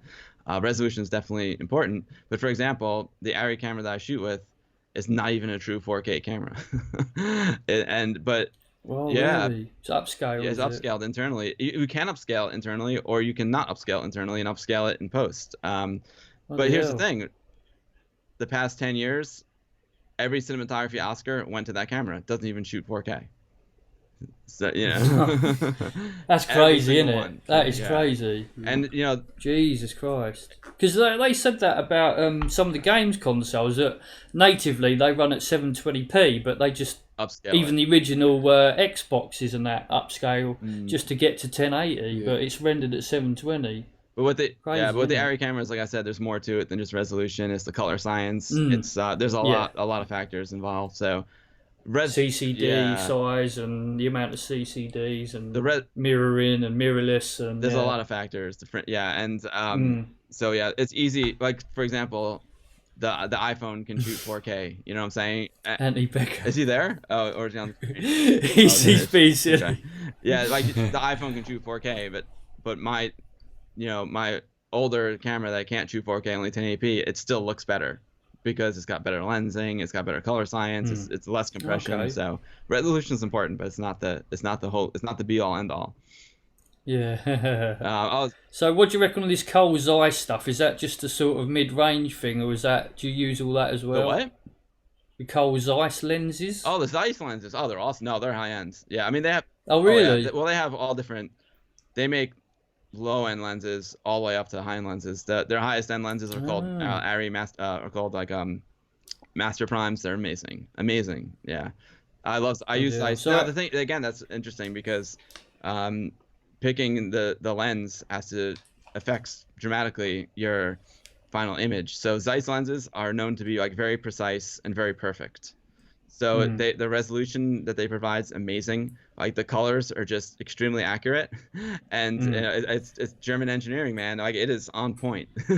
Whereas, for example, another company called Cook, they also make excellent lenses. They're from the UK. Their lenses are not as precise. They even color the image a little bit. They make the image look a little bit warmer. The skin tones look a little creamier. So depending on what I'm going to shoot, I'll decide it's like what lens I want to use. Like if I'm shooting people, I'd rather use a Cook lens. It's my favorite lens to shoot people with. If I'm shooting more architecture or special effects, I'll go with the Zeiss lenses because they're like so sharp and so perfect. So they're awesome. I didn't know this, but I worked with a guy a year ago and he was into photography, and even the outside of a lens, because you're not really looking. I mean, Bill's going to know this, but you even get a warpage on the outside of the lens where it's not actually clear. Oh yeah. Yep. But it depends what you want. Like, again, what you want to shoot and what you want to use, and maybe you could use that in effect. But I didn't even notice that until we zoomed into a high res picture. The outside of like the lens he was shooting with, because there's warpage on the outside, and it's amazing the stuff that you pick up. You don't know. Yeah, that's what you buy an expensive lens, and it has perfect edge-to-edge sharpness. They call it. Also, sometimes the lens will be brighter in the middle and darker on the edges. That's something that's not desirable in a professional lens. The funny thing is that's a look now. They call it vignetting. So people will go out and they'll shoot with their $20,000 Zeiss lens. Zeiss Prime lens, and then they'll put a vignette on it in post, which is ironic. Right. Okay. Yeah. That's neat. Yeah. So it's cool, and also. So what they're I'm gonna get 2 seconds. I was going to say, so what they're basically doing is using a really expensive lens and making it look like the cheaper one. Yeah, essentially, yeah. That's funny. That is funny though. That's like mind-boggling. Yeah, Andy is saying the 9-hour retro party live stream I did a couple months ago is awesome. Wow, we're bouncing all over the place, but that's cool. So. I have, as part of going back to Westchester Amiga user group, back in the heyday, we would have our main meeting on the first Thursday of every month, and that's just like general Amiga topics. And then like Amiga was so active and there was so much happening and we had such a large member base, every other Thursday, I don't mean every other Thursday, the other Thursdays in the month were what we called a SIG, a special interest group. So first Thursday general meeting, like second Thursday would be anyone into desktop publishing. We go into like, page stream and scanning and all that stuff. There'd be one just for music. There'd be one for graphics and video that I did. And then we had one, what else did we have? Of course, we had a game SIG where everyone would just get together and play games. That wasn't every month, but we'd have them every couple months. And I used to have them at my house. Anthony would have them at his house. But that's what that party is. I still do the game SIG. I do it like once a year. And we meet at my parents' house. And we just bring a bunch of computers and do retro gaming all day. Back then it wasn't retro gaming, but now it's retro. Just gaming. Hello to Drew. Hello to Jamie. Sorry. Drew, well, what's up? We have spoken tonight, but I mean, Bill's just a fucking legend, to be honest. So okay, we're gonna let you go, right. Bill. It's been brilliant. Yeah, let's give Bill a clap. That was an awesome interview. Well, thank you guys for having me on, man. Yeah, like it's so cool. Again, what is happening with my screen? Why am I not here? Yeah, no worries. It's been brilliant. I mean, your retro crew coming in. We've had some good views and good comments on that. Cheers, guys. We're going to drop some links on this video when YouTube eats it up at the end, but I'll do that tomorrow. But if you want to visit Bill's site, I don't know if you can see it on stream there. Yeah. Oh no, it's not on it at the moment. So it is. Let's just type it back in. There you go, billwinters.net. Go and visit. Go and have a look. You can also YouTube search him and Anthony Becker's Guru Meditation videos. So that's the Guru Meditation without any spaces, obviously. And that'll come up.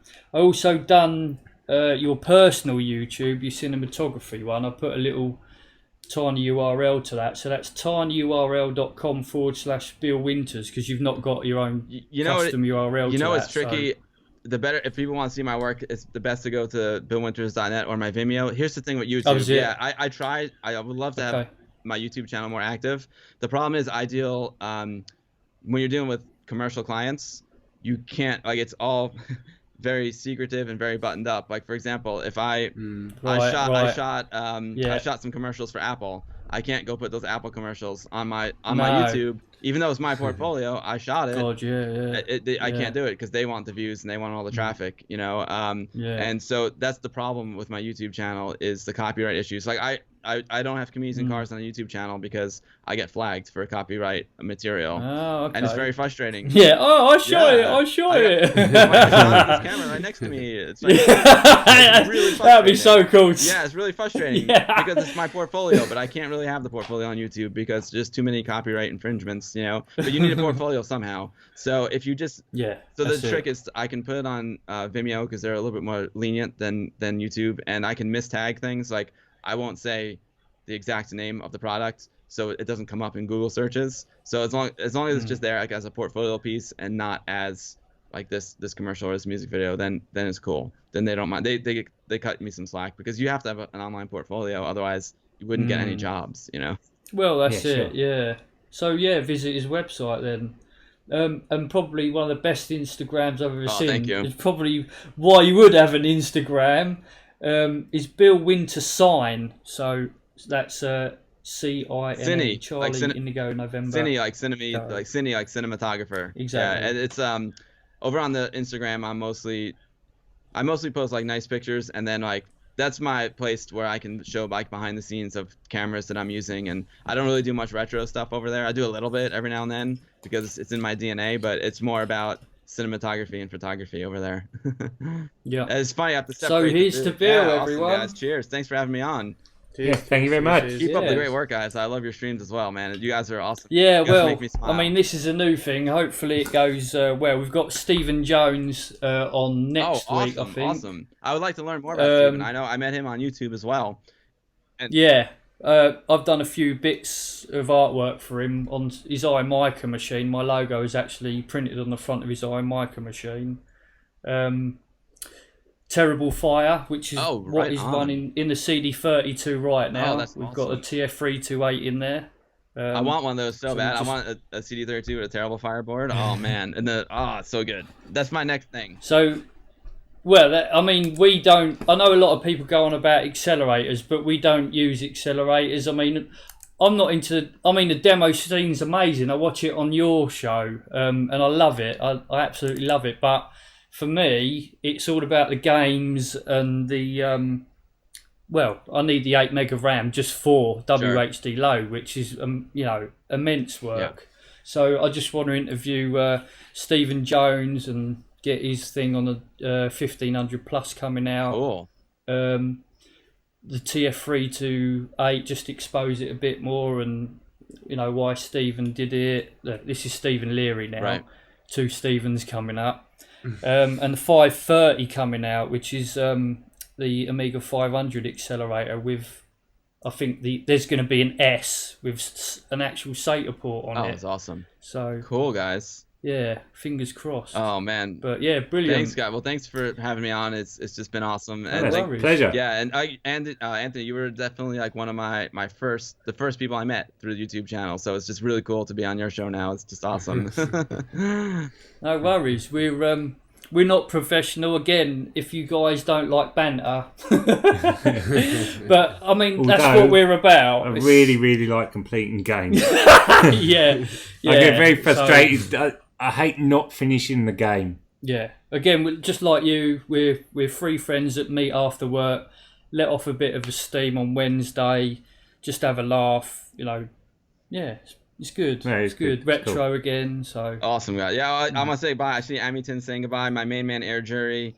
Thanks a lot, guys. Miss Mad is coming in, but unfortunately we're wrapping things up here, Miss Mad. But yeah, it was an awesome interview. Thanks, all my Bella, my main man Bella from Westchester Amiga User Group. It's awesome. That's the coolest thing about doing the streams I do on Twitch. It's just, I call it hanging out with friends, and it's like having my Westchester Amiga User Group. Virtually, when we can't meet in person, we meet on Twitch or on YouTube, and it's super cool.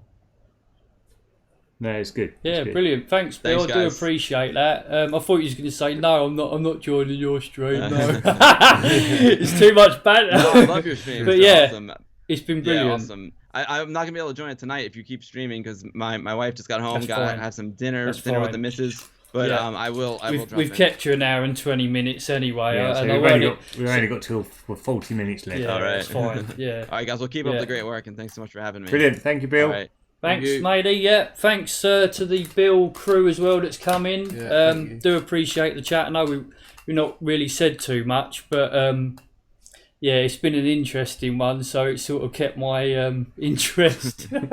So yeah, we're going to say goodbye to Bill. All right, guys. See you later, matey. Cheers, bye. Thanks a lot. Amiga forever. Amiga forever. See you later. Bye-bye. See ya. And there you go, Mr. Amiga Bill. Right here. That was good, wasn't it? Oh, brilliant. Yeah, it was good. So let's get cannon fodder in, guys. Let's go back to cannon fodder. I've been holding coughs and I need a wee. and all sorts. I need a wee. We go really back bad. to unprofessionalism. Well, that was pretty professional. Now I need a wee because I've been. I was being professional. Now I'm not. I'm just So sitting yeah, there, I'm just sitting in the background doing like a dribbling mess. That's what I'm doing. yeah. Bill is an absolute legend in the retro community. So I had to interview him. Maybe cracking now. I can't wait till the others, really. It's a new experiment. I didn't think my internet would handle it either, but there's a lot of in and outs there, weren't there? Skype in and... So yeah, I'm quite impressed actually. Maybe I should get a sponsor from Virgin. Thanks, Virgin! I've got that Jesus chili. I'm sitting there, I can hardly breathe. I'm holding cough back. Thanks for the follow here, Jury. Appreciate it, my man. We're quite humbled for it all. Yeah, let's get into cannon fodder. I think I've saved it. I've got a lot of germs in my system. Thank you for the follow, Amiga 1200 Gamer. Yeah. NJ7676, yeah. It should be a good watch, hopefully. I'll have to take the front off of the video. because YouTube makes a massive video, doesn't it? And I'd normally trim it down. It's RRG2 that you want. Anyway, Happy New Year. Hope you all had a good Christmas and that. We were streaming last year, weren't we? Yeah. That's amazing, isn't it? Yeah, we still got the Christmas stuff. I'm not going to put it on, it's a bit weird, but yeah, that was good. Didn't get too drunk, too silly. Yeah. God, Jesus, hot. Right, where was we in this world? Getting completely mullered on this ice level. So yeah, how you doing, Drew? How you doing, Jamie? Hope you're all good. Jamie, I'm playing on the knee. He hated that, didn't he, last week? I was playing on the knee. Have you set up your mic now, okay, Jay? Is it still goody, is it? It's cold out there. Sorry? It's cold out there. Yeah. Well, I'll be back in a second. Have we all been holding the Yeah, toilet, nature calls for me too. Oh, God. I feel weird in the middle. Oh, yeah, sorry, Lee. We can swap. No, I like it. I don't like it. I find it quite intimate. Drew's in bed. Should you be like... I don't know. Thank you, Miss Mad Lemon. She's Mad Lemon. Good name, good name. I have no idea what it means, but it's good. That's incredibly loud.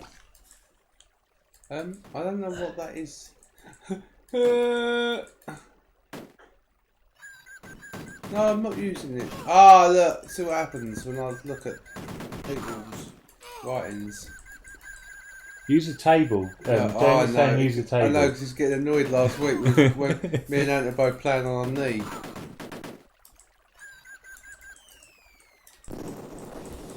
Oh! I'm doing me million clicks again. Oh. Yeah, I did see on the stream last week. I was on the stream last week, Jamie. I think you went to the table with the mouse. Whoops. Oh, yeah, this level we've done a million times. Even I've done this level. Done this level a million times. We actually completed this level, didn't we? We did have one of the programmers on, or graphic designers on for this other week, didn't we? Stu. Or someone that knew Stu. But yeah, something like that. Oh. But yeah, hopefully these interviews will carry on. That's so loud. We've got Eddie Arana that designed the riser on the back of my CD32 coming up soon as well. He's moving, so he can't come on yet. But I just thought it'd be nice. I mean, we game for 2 hours, but it'd just be nice breaking it up in the middle. It's been good, isn't it? Yeah. It's been different. And I think this, Drew said... Domination Hall. Oh, hi! Hello. Yeah, Mike seems good. Okay, brill. That's 50 quid, please. Evening, James. I've never played Cannon Fodder. Hang on. What? Drew. No, we played Lemmings. Oh yeah, it was Christmas. Yeah. Sorry, mate. It's the best way, Lee. That mouse was far too Did you sensitive. see that? His Graham's on his leg. What happened to that dude there? What happened to him? Yeah, Jamie, did you watch the last stream? Did he get hit by the roof or something? Did he? Moaning. That was really weird. Hello, James Hare. Sing a song. Trying to get off the door. Sing a song. Sing a song of That sixpence. smells like Rice Krispies. Pocket full of fry. That wasn't the song. Blackbirds baked in a pie. Sing a song of sixpence that smells of Rice Krispies. 50. Yeah, you're up to 50. No, Yeah. no. 5,600. I shouldn't be playing this. I should be playing this. But it's when we didn't save it that first night we completed this, didn't we? I don't know if we've even completed this since. Completed it. What's wrong with our singing then? Just kidding. Oh, come on. That was a great interview, streaming from the road. Thank you. Thank you, Sean. Appreciate it. I'm not sure why the Facebook logo isn't coming up on chat. It's a bit weird, that, isn't it? Just rolled that around. Yeah, appreciate that. Our Facebook chat wasn't working until last week. That was my. That was my now fault. though. Obviously, it's now. Yeah. But yeah, it is a bit confusing. We do stream to a lot of places all in one go. So that was all Ant's hard work. Oh, hang on. What? Can I start again? Your interview. There's nothing done on me and Lee's part. We didn't participate in anything. No, I know you'd enjoy it though. It's nice, isn't it? It's really good. Thanks for the follow Domination Hall. I just meant we should say thank you to Anthony as well. It's £50 just gone into your bank account. Is it? $10 billion. There's other questions, but poor old Bill didn't want to keep him. And yeah, it's no, it was a good one. Yeah, so I was shitting myself, to be honest. Yeah, it was really good. I mean, I shit myself at EGX and there was no one about. We was just looking at the camera, weren't we? Stop shitting yourself. It's embarrassing. Can't take him anyway. No, it was good. Have I not got rockets to shoot that? Not yet. Just use a grenade. What? How do I use a grenade? Both buttons. Left mouse and just hit the right mouse. What? Hang on. Left mouse. No, it's right mouse to shoot, and then just tap left mouse once. Oh, hang on. I don't know what I'm doing. You played this before. Yeah, I know. I've got to get used to it again. We have to just die and load it because we've lost hundreds of people. Is that like your spelling, is it? How can't you... Have I got a grenade? Oh, yeah, there you go. You'll have to watch that, Celebrities in Cars. Yeah, I will, definitely. What was it? I did watch Cars. What? I did watch a couple of I've never heard of that. I've seen a snippet somewhere, so it's well known. Well, I watched it on that link you sent. Can I have some peanuts? On what? Sorry? Yeah, just dig in, Lee. And sorry? You watched it on what? Sorry, mate. Ant sent me the link to Bill's page, and it comes up like almost like what do they call it? Just clippets of everything he's sort of all the stuff he's done. So I see BillWinters.net or the YouTube? No, .net. Oh yeah, the YouTube side, the Bill Winters one. Oh, okay. Yeah, because I see the Mike Tyson on there, and they showed a bit inside the car. Oh, that was the TheGuruMeditation one. He probably sent it to me as well. Next week I'll go, oh yeah, I know what he's talking about, when I actually catch up with the world. Yeah, well you are. I'm still. It's the Christmas period as well. Everyone's been busy, so I'm still in. No, I am. My Texas are still on Christmas. Yeah, I'll catch up one day. Bless you. I love you, Graham. I don't care. That was a conversation killer. I don't love you, Graham. Well, I was just trying to think of what to say back, really. I love you too. We were an arsehole. It felt quite. It did feel quite intimate.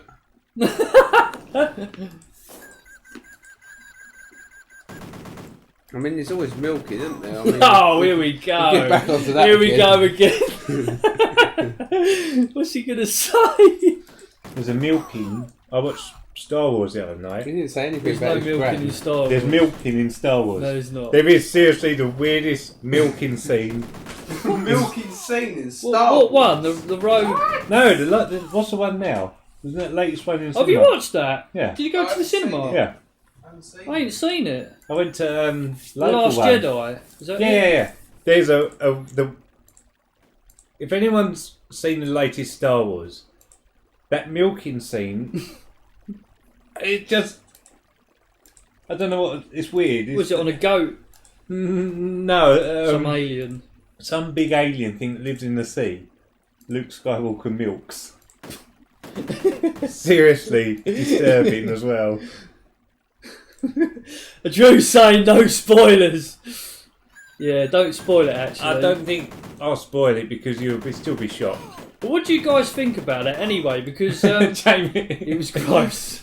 Isn't it a bit weird, Jamie? I was quite disturbed by it. A lot of people say that Disney's trying to rinse it now just to earn the money out of it, but there's other fans that say it's actually quite good for what they're doing. I found it. I really enjoyed certain bits because I thought this is so Star Wars, and then there's other bits in it I thought isn't Star Wars. Yeah. Yeah, do you know what I mean, Jamie? There's some real good bits, and then there's some other bits that are just unnecessary, I think.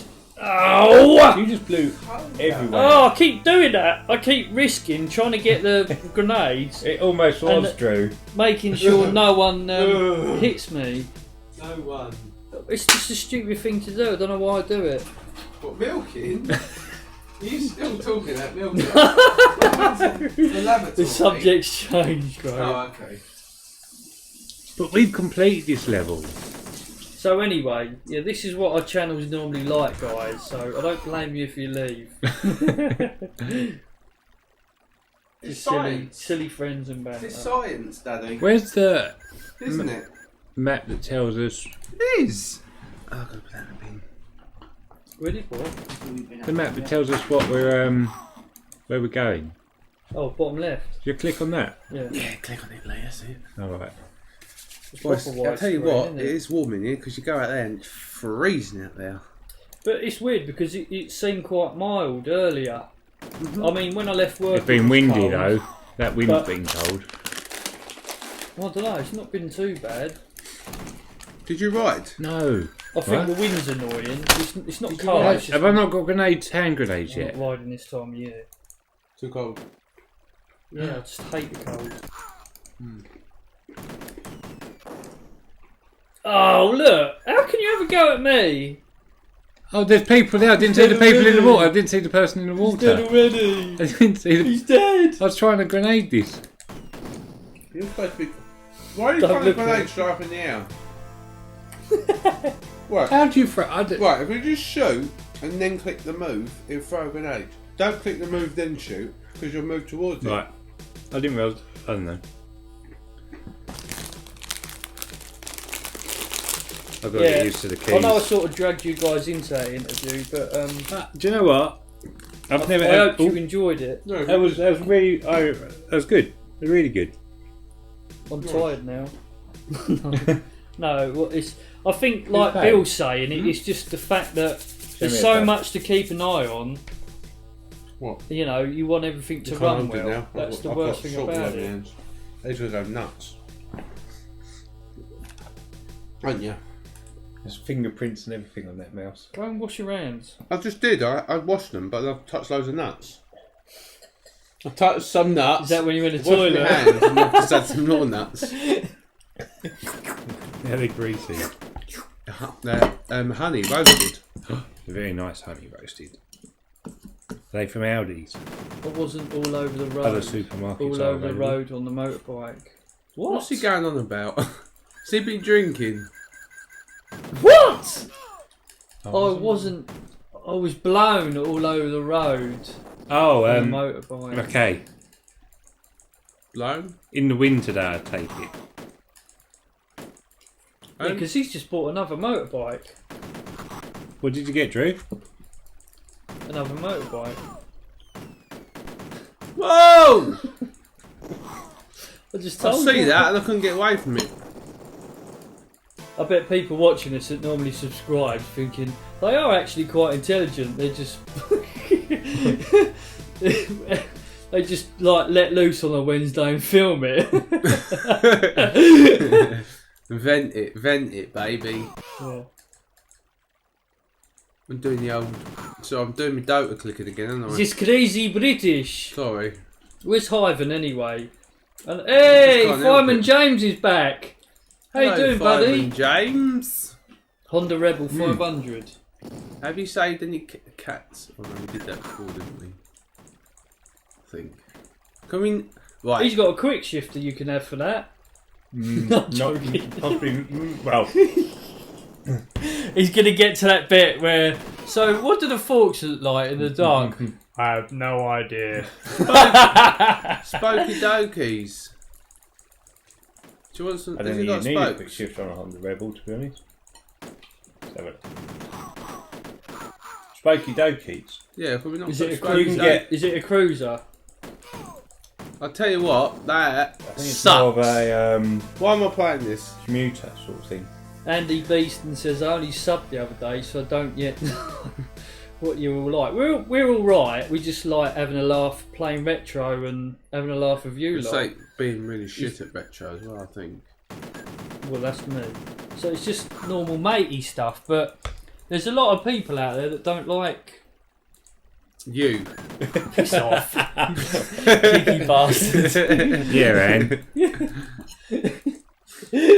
Don't like the way you fart, burp, and cuss. Do you like the new logo at the top? I thought I'd change it to what our t-shirt. Yeah, our t-shirts are on the way.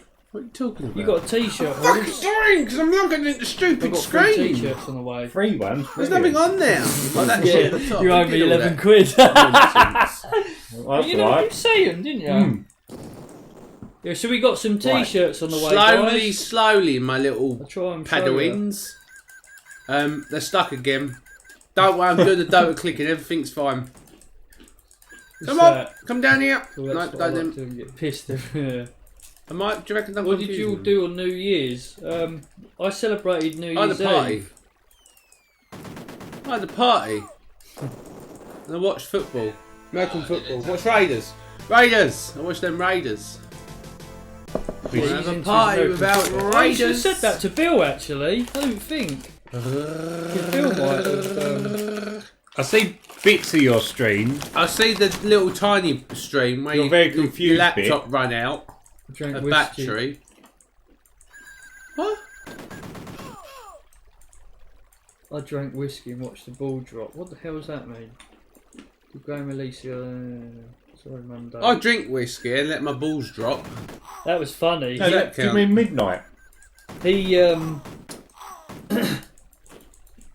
went live. his battery ran out on the laptop.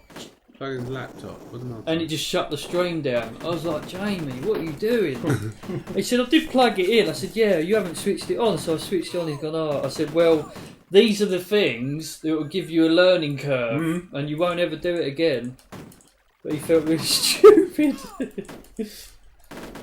That's the only way you... That's Ant's favourite saying. I mean, stupid. How many times... Did you say that to him? I did sort of pat him on the back, so he felt really silly. Yeah, but do you remember even when I first started coming down, after you've been streaming for a while, how many nights, 3-4 minutes before I've the got stream, too much going on. Was something not working? Oh God, yeah. Yeah, it's awful. I'm going to try my leg. I'm going to try and find these t-shirts. How do you throw a grenade? Where's the mouse? Oh, where's the t-shirts gone? How do I throw a grenade, Graham? Yeah? I don't know what. Oh, Instagram. That's it. I don't know what we've become. What's come here? There you go. Check this out. You literally got the same cheeses as me, apart from the chili. I had this one and that one. Oh really? It's pretty standard Christmas cheese. That chili was hot, quite hot though. Yeah, that Mexican one's quite spicy. Yeah, that one. Yeah, that's the one I had. Yeah, that's quite nice. How do I grenade? What are you showing to people in the world of the internet? I only swore once at Bill. Why didn't you do it on your Chrome? I just said that he was a fucking legend, but that's about it. No, you don't throw the... How do you throw the grenade further? You push your mouse up near the guy further. Oh, does it go where your mouse is? Yeah. Well, there's a distance, but yeah, wherever your crosshair is. Don't forget to pull the pin out. Otherwise it's just a ball. Hey, ooh! Then you got hit by the roof. Huh? Fucking hell. Why didn't you just use Chrome? Anyway, what are you talking about t-shirts? So you found them, Instagram? Or where you put them? Yeah, that's where I posted them up to. Oh, do you know what I streamed the other night? Because I'm still on Windows 7. Oh, it was ages ago. Last week. I thought I put them on the thing where it was on Instagram. Oh. Yeah, when I watched the stream, I'm still on Internet Explorer. It wouldn't have it. I had to go on Chrome. It wouldn't play the video. Probably Kodak problem. It just didn't support whatever. It's something it did say. Oh shit! I didn't mean You to do must that. have an old Chrome browser, surely. No, Chrome worked.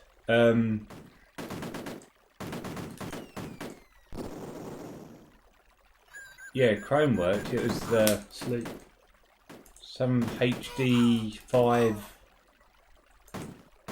Just didn't support the video you were playing. Kodak. It's a Kodak issue. Is that what that is? Mm. Yeah. It's all built into Chrome now, and years ago you had to. H.264. Something like that. Years ago you had to download all the codec packs to be able to watch any videos, didn't you? But now it's all just built in, isn't it? You know, the browser. Remember that? Get them. Is it K-Lite, isn't it? What? Like Kazaa Lite or something? Oh, Kazaa, I remember Kazaa. Yeah, Kazaz, someone used to call Kazaz, it. was it? I don't know, whatever it was. You had to buy it, you had to download the codec packs to play anything. Did you see what we done with that Bruce Lee the other night? What we was playing it for? I see. Did Hyben The game over and over The again. second time around. Yeah, but the second time around. Quicker, wasn't it? I think the game running quicker. Yeah, it's harder. The green sumo and the black knight appear instant. Can you say that? What? Oh, sorry, the ninja and the sumo. I don't think it was a black knight. That's what yeah, alright. I'll put my hands up to that. I'm stupid. Hey, Hyven! That's it, DivX codec pack, yeah. That's the one. Hey, Hyben. Huh? Oh shit! I'm not listening. No, you need to restart, I think. Just Gus left. Oh, poor old Gus. Yeah, let me think. What are we talking about? Ivan is raiding with a party of 17. Thank you for the raid, Ivan. Hi, Mosson. Toe Forkman was in here. Hello, Retro Bearer. There's loads of Pierres all over the screen. Oh, no. He's told him to do it, isn't he? Uh-oh. Roast to the beef. Uh-oh. It's the Bollon crew. The Swedes have come for us. Here comes the Swedes. Hey. How you doing? See you streaming earlier because when Bill went in the test with us, when Bill was testing with us, he went onto your stream and he was hosting you, and we could hear your audio coming back through it, and we could hear you talking in Swedish, and we was looking at Bill like, "What's going on?" I'll let him kill me. I'll start again. Right. I think we need to reload, don't we? No. You was getting really uncomfortable with them headphones, weren't you? And see you I going couldn't sit. shuffling No, about. I couldn't sit back though. Thank you, Retro Bearer. Right. Now That's we've why done I this sat here level. earlier on, that's why I've been sitting here completely quiet. Oh, is it really? I'm like snotty, coffee, Oh, is it? dry, and I'm just like, I just don't want to say anything because I feel like a bit like Darth Vader as well. I don't know. I'm assuming like, I bet you feel like you missed out a little bit in a way. No, No, that's No. alright then. I'm sillier. I know you are. I can still see you looking at me on the bloody monitor. I'm like, hang on, I've looked away, still looking. Slag, that's why. I know, you got the slag. I'm vulnerable, I got a laggy. Slag laggy.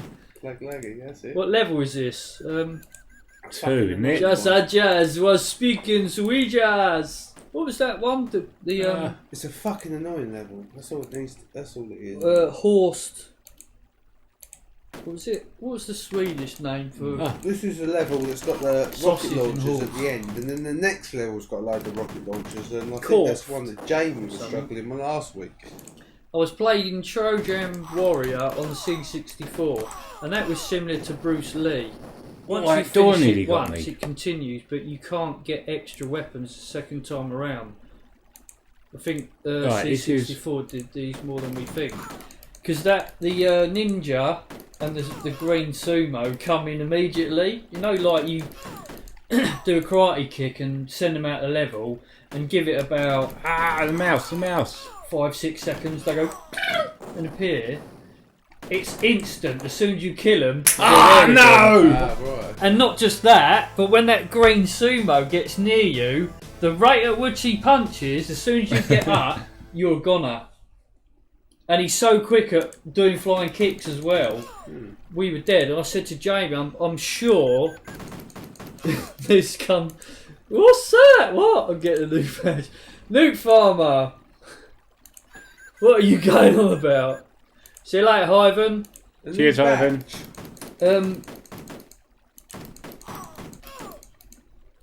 Yeah, it was just so hard. I mean, we lost all our lives. You'll have to watch it. It's just, it's amazing what happens. I just didn't. You talking about someone getting like 99999. Ah, he shot me.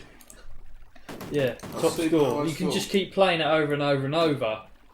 Although you die and start with 4 lives again, you can still get up to a top score. But I'm thinking that they've played that hard level. I don't know, it's so confusing. But I said to Jamie, we're going to have to try and do it again. What on earth is that little farmer going on about? Does anyone know what he's talking about? I think I've messed up there. Can you rename the troopers? I don't think... No, you can't, can you? They're set. Yeah, Poo Pipe He's Paratrooper. got Willy left. That's it. I messed up. You messed up your willy, have you? Oh no, you can't shoot when you're in the deep water, can you? Because Tom, Dick and Harry would be neat.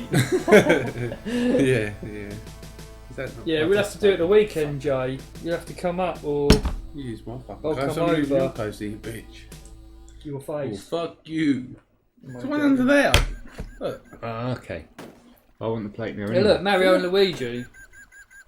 Where? Oh, yeah. I like him. I love him, man. The other one's got BO. Oh, yeah. He was blatantly picked on at school by them two, wasn't he? I can't help it, I'm sorry. So what have you been watching on the Nice. Hyven stream? That's what I did. Ah! No, sorry. It's alright, it's fine, don't worry. Bilberry smells. He And does. Graham's drinking Guinness, I love and it. the horse is drinking some pineapple juice. I'm driving. No, you're going in the back of a horse carriage and the Land Rover's pulling you. No, Graham's going to ride me home. This is weird. I'm going to gallop the whole way. Ah, the roof got me! Did you like a little channel intro Bastards. where you were on the actual chair in the middle? Do I have to blow He's it here in out? spirit. Come on. I watched the outtakes. Oh yeah, he's here in spirit. When you're trying to do my first thing. What's the black stuff? Oh, I hate it. I hate it. Do you know what? I actually hate being on camera. And there's him behind the camera laughing at me, and all I could see is him laughing, which sets me off. Did not see that guy. Where the hell did he come from? Gin gets me going. Gin. That's Chianti Lee. and salted biscuits. Yeah. Are you Lee from UK, Dr. What was that? Dr. Mitzler. Oh, fuck's sake. What am I doing? Yeah, we was just on. We was I've got just enough we was grenades just anyway, interviewing actually. Bill. This is Bill. Bill Winters. We was actually looking at what he does as a day Is he job, playing or not? Who's talking? and he's a cinematographer. What are you talking to? It's only us three here. What's he talking to? What? That's right, you go. I'm talking to the viewers. Oh, right. But yeah, he's an amazing man. Go and visit his I was talking to Ben website. earlier. It's He was on the phone to billwinters.net. Lara. And he's I was also answering into him. Amiga stuff, When was that? When he was at lunch. which we didn't know. I was sitting right, there. You're sitting on... Yeah, I was in blind date. He's also got a YouTube channel called TheGuruMeditation. I've got cheese at home, Lee. I've got loads of cheese. You got loads of cheese. You should have bought some pork, shouldn't I? Porn. I Yeah. might drive next week. You should have bought some porn. Pork. Go with the crackers. You can have a posh one That later. is disturbing. I said to him last night, that's a good idea, but I'll try not to think of you now. You give me that idea when I'm using them. Cheers, Graham. That's not right, is it? When did I lose a guy? Queenie.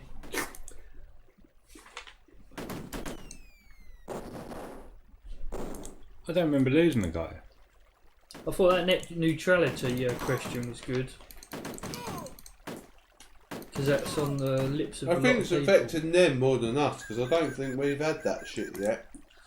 So is that where you're going to have to pay for subscribe to every Yeah, but we've heard of it, so it's yeah, and coming almost this way. like favouritism, like you were saying with Netflix, where certain providers will favour their own stuff. That's what the ISPs are doing at the moment anyway, isn't it? Like some sites are filtered now. On some ISPs you can't access them at all. Other ISPs you can. So same sort of thing. But these things are going to be subscribed. No, but that's court ordered. That's built in court ordered, isn't it? Well, yeah, but I'm just using an example. That's corporation ordered, but... Yeah. Where's the guy with the rocket then? Yeah, it's just more money, isn't it? It's revenue. Yeah, it's crap. It is crap, but I'm sure. You think of the amount of places we stream to all at once, and I can't remember. if that ever comes in, we're knackered. Is it an analogy, as they call it? Yeah. They were saying that about with the... It's They had Dr. one Foggle for from water Sweden. on your tap. Like, I can't remember how it was put across. Because what they want is the internet's completely unfilled and it's open and free, like electric is and gas is and water is. But they're saying it's not, it's being controlled, it's being manipulated and... Which is wrong, because they get money from the ads anyway. Can I not split these people up? Yes, you can, Lee. Probably not enough, but yes. Hello, Galad Fairlight. This is the WHD Load Amiga version, running on a TF328, which is we're going to try and interview how do I split them? Stephen Leary soon, that makes the TF328. No, not that way. How do you split them? In a few weeks. We're going to have to deal with this lot first. And next week we've got Stephen Jones. We're going to interview Stephen Jones. Over the edge. What? Talking to Lee. Oh, sorry, he wants to shush me out. No, I was saying he wants to split them. How did it? Are you going to split them or are you going to die and then you've only got one left, so you don't have to worry about it? I mean, you could just kill everyone. I like on them outtakes. Suicide! He goes like that, he goes, shh, and he carries on. He's been doing that to me today. I'm Is going he? to fuck off. Hey, me? I hate that. Do you really? Shushing me. We're not allowed to Well, yeah, but you say shushing me. I'm trying to save you from getting sacked. Yeah, but... Really? Yeah, but you say to him, shut up, Lee! Yeah, I get that when I don't even speak. Do you reckon he'd get sacked? I did get called up. Do you know I what? did get called up at 4:45 today, and Lee was like, "Oh, No. it's happening." I said, I warned you. I was joking. I warned Yeah, I you. did. Not for that, it was something else, but it was just the fact Really? that I'd been saying all day, Oh, and then no. went, I warned you. You know, when you come back in, I was shit. like, I should have come down and just grabbed a box of my stuff. Yeah, that would have been brilliant. Walked- I bet his walked out face of would it. have been a picture though. I bet he would have been. I can't, but But I tell you what, I reckon you should test your position because. Yeah, all right. It's just the camera thing, you know. I think by the time the dust clears and the guy gets home and thinks he's got time to think and thinking, do you know what, that is.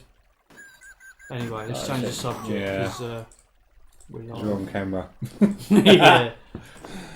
Well, that was By good. choice. Yeah. Yeah.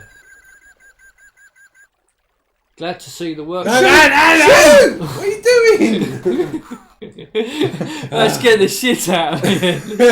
More than the game, obviously. You're not paying attention. What was that? Glad to see what? He's talking. Glad to see the work I did 17 years ago still works. Are you... Because Stu come... No. Let me rephrase that. The guy come on a couple of weeks ago.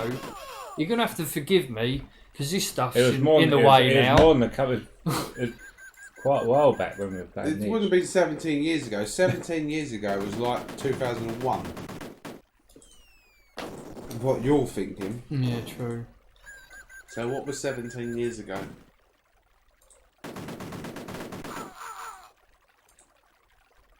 My brain was born. Oh, right, okay. Yeah. I've got a brain of a 17-year-old. He converted a game to run off of a hard drive. Original game was sticky floppy only. Oh, you're... Strictly. Sticky floppy. It's a sticky floppy. The worst of that. Fuck me. I tell you what, are you the guy? Yeah, I was going to say you're the guy that made WHD load. And Robin. I've spoken to one of you guys. I can't think who it is. This is the bit I always get caught on because I want the bloody bombs. You don't need them though, do you? Because I blew them up a minute ago and I realised you don't even need them. Alright, I'll shoot them. You've got 7. Oh, and you've got rockets as well. You're only using them on buildings anyway. But you use the rockets to shoot them. Do we use the rockets to shoot them in? Yeah. So you have to click on the rocket to change it, don't you? Ah, right. So Gallard Fairlight. Ah, I was reading the chat again. Well, you read the chat. I can't think. I spoke to someone on EAB. You read the chat. Wrote WHD load. We've only got 6 minutes anyway. On about the 15 kilohertz to 50 hertz workbench double PAL drivers, and someone corrected me saying, "Oh, you can't use them because the game talks directly to the chipset, so it bypasses workbench." What? I don't know. He said something about his overhead camshaft carburetor MC332 disc. Yeah, that's it. I think he's installed it in his car. What are you going on about? I don't know what you're going on about. Funny. This guy wrote what we're running on now. Right.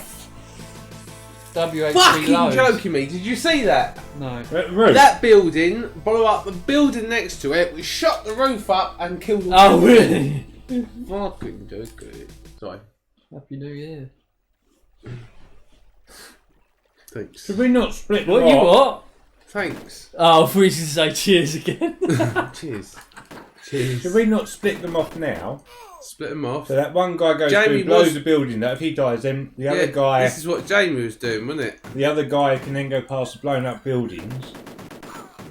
Jamie's too intelligent for us, How isn't do we- he? Oh.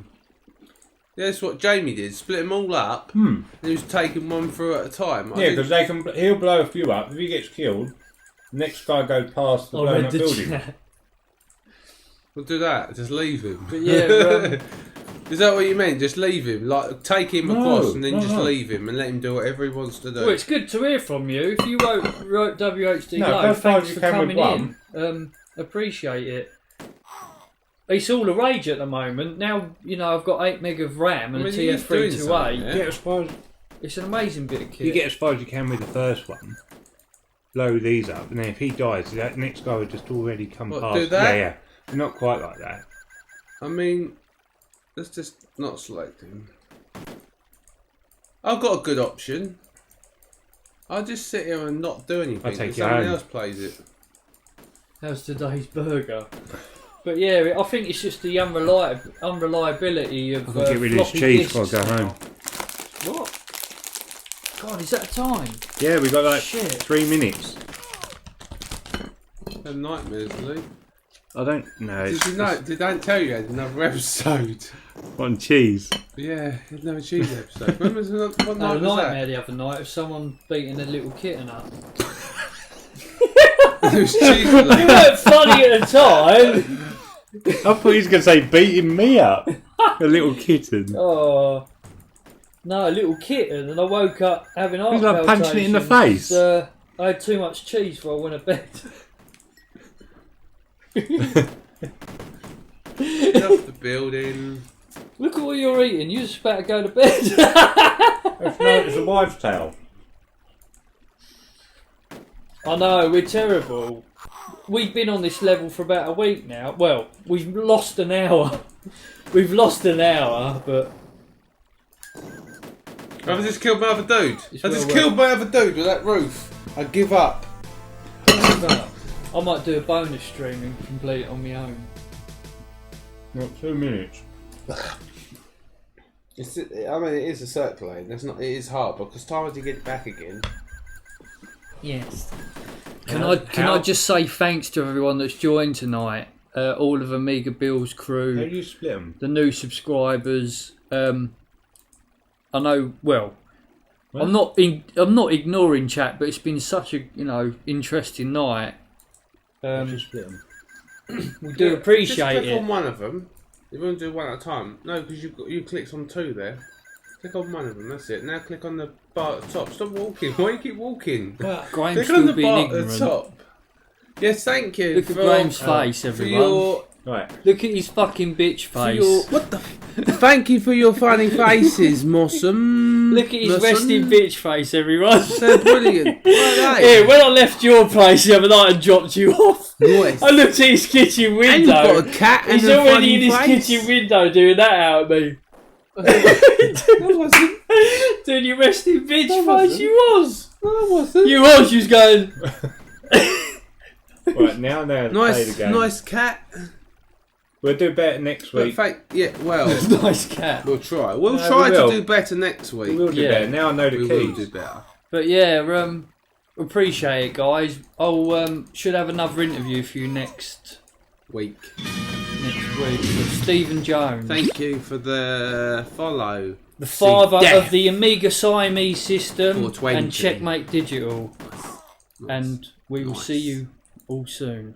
We love you. I know. We love your body, you gotta say it. You always say it. We love your body. He's gonna... Bye! Say bye, horse. Bye. You fucking ignorant. So I'm concentrating. Fucking ignorant horse. Bye. See you later. Hello and welcome to Riot Retro Gaming.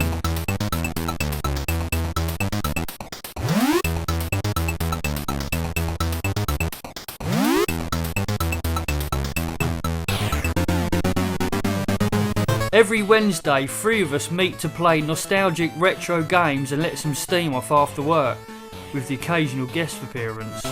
We all take turns playing a game from start until we complete it over a series of Wednesday nights. You can help us if you've played too. And not forgetting the odd unscheduled stream here and there and special one-off theme streams. So join in with us live every Wednesday on Screen Chat and have fun and banter with us. My earliest memories with the Commodore 64 when I was around 8 years old.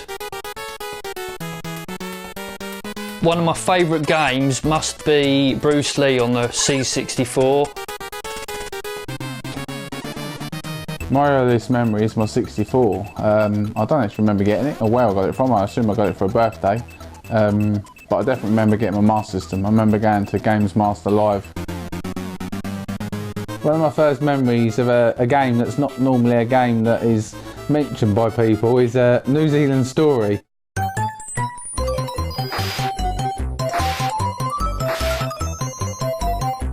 We will see you all soon on Riot Retro Gaming. Don't forget, click this bell icon on YouTube and you'll get every single notification. Right, Retro Gaming, Wednesdays, 9 GMT. Be there or be square.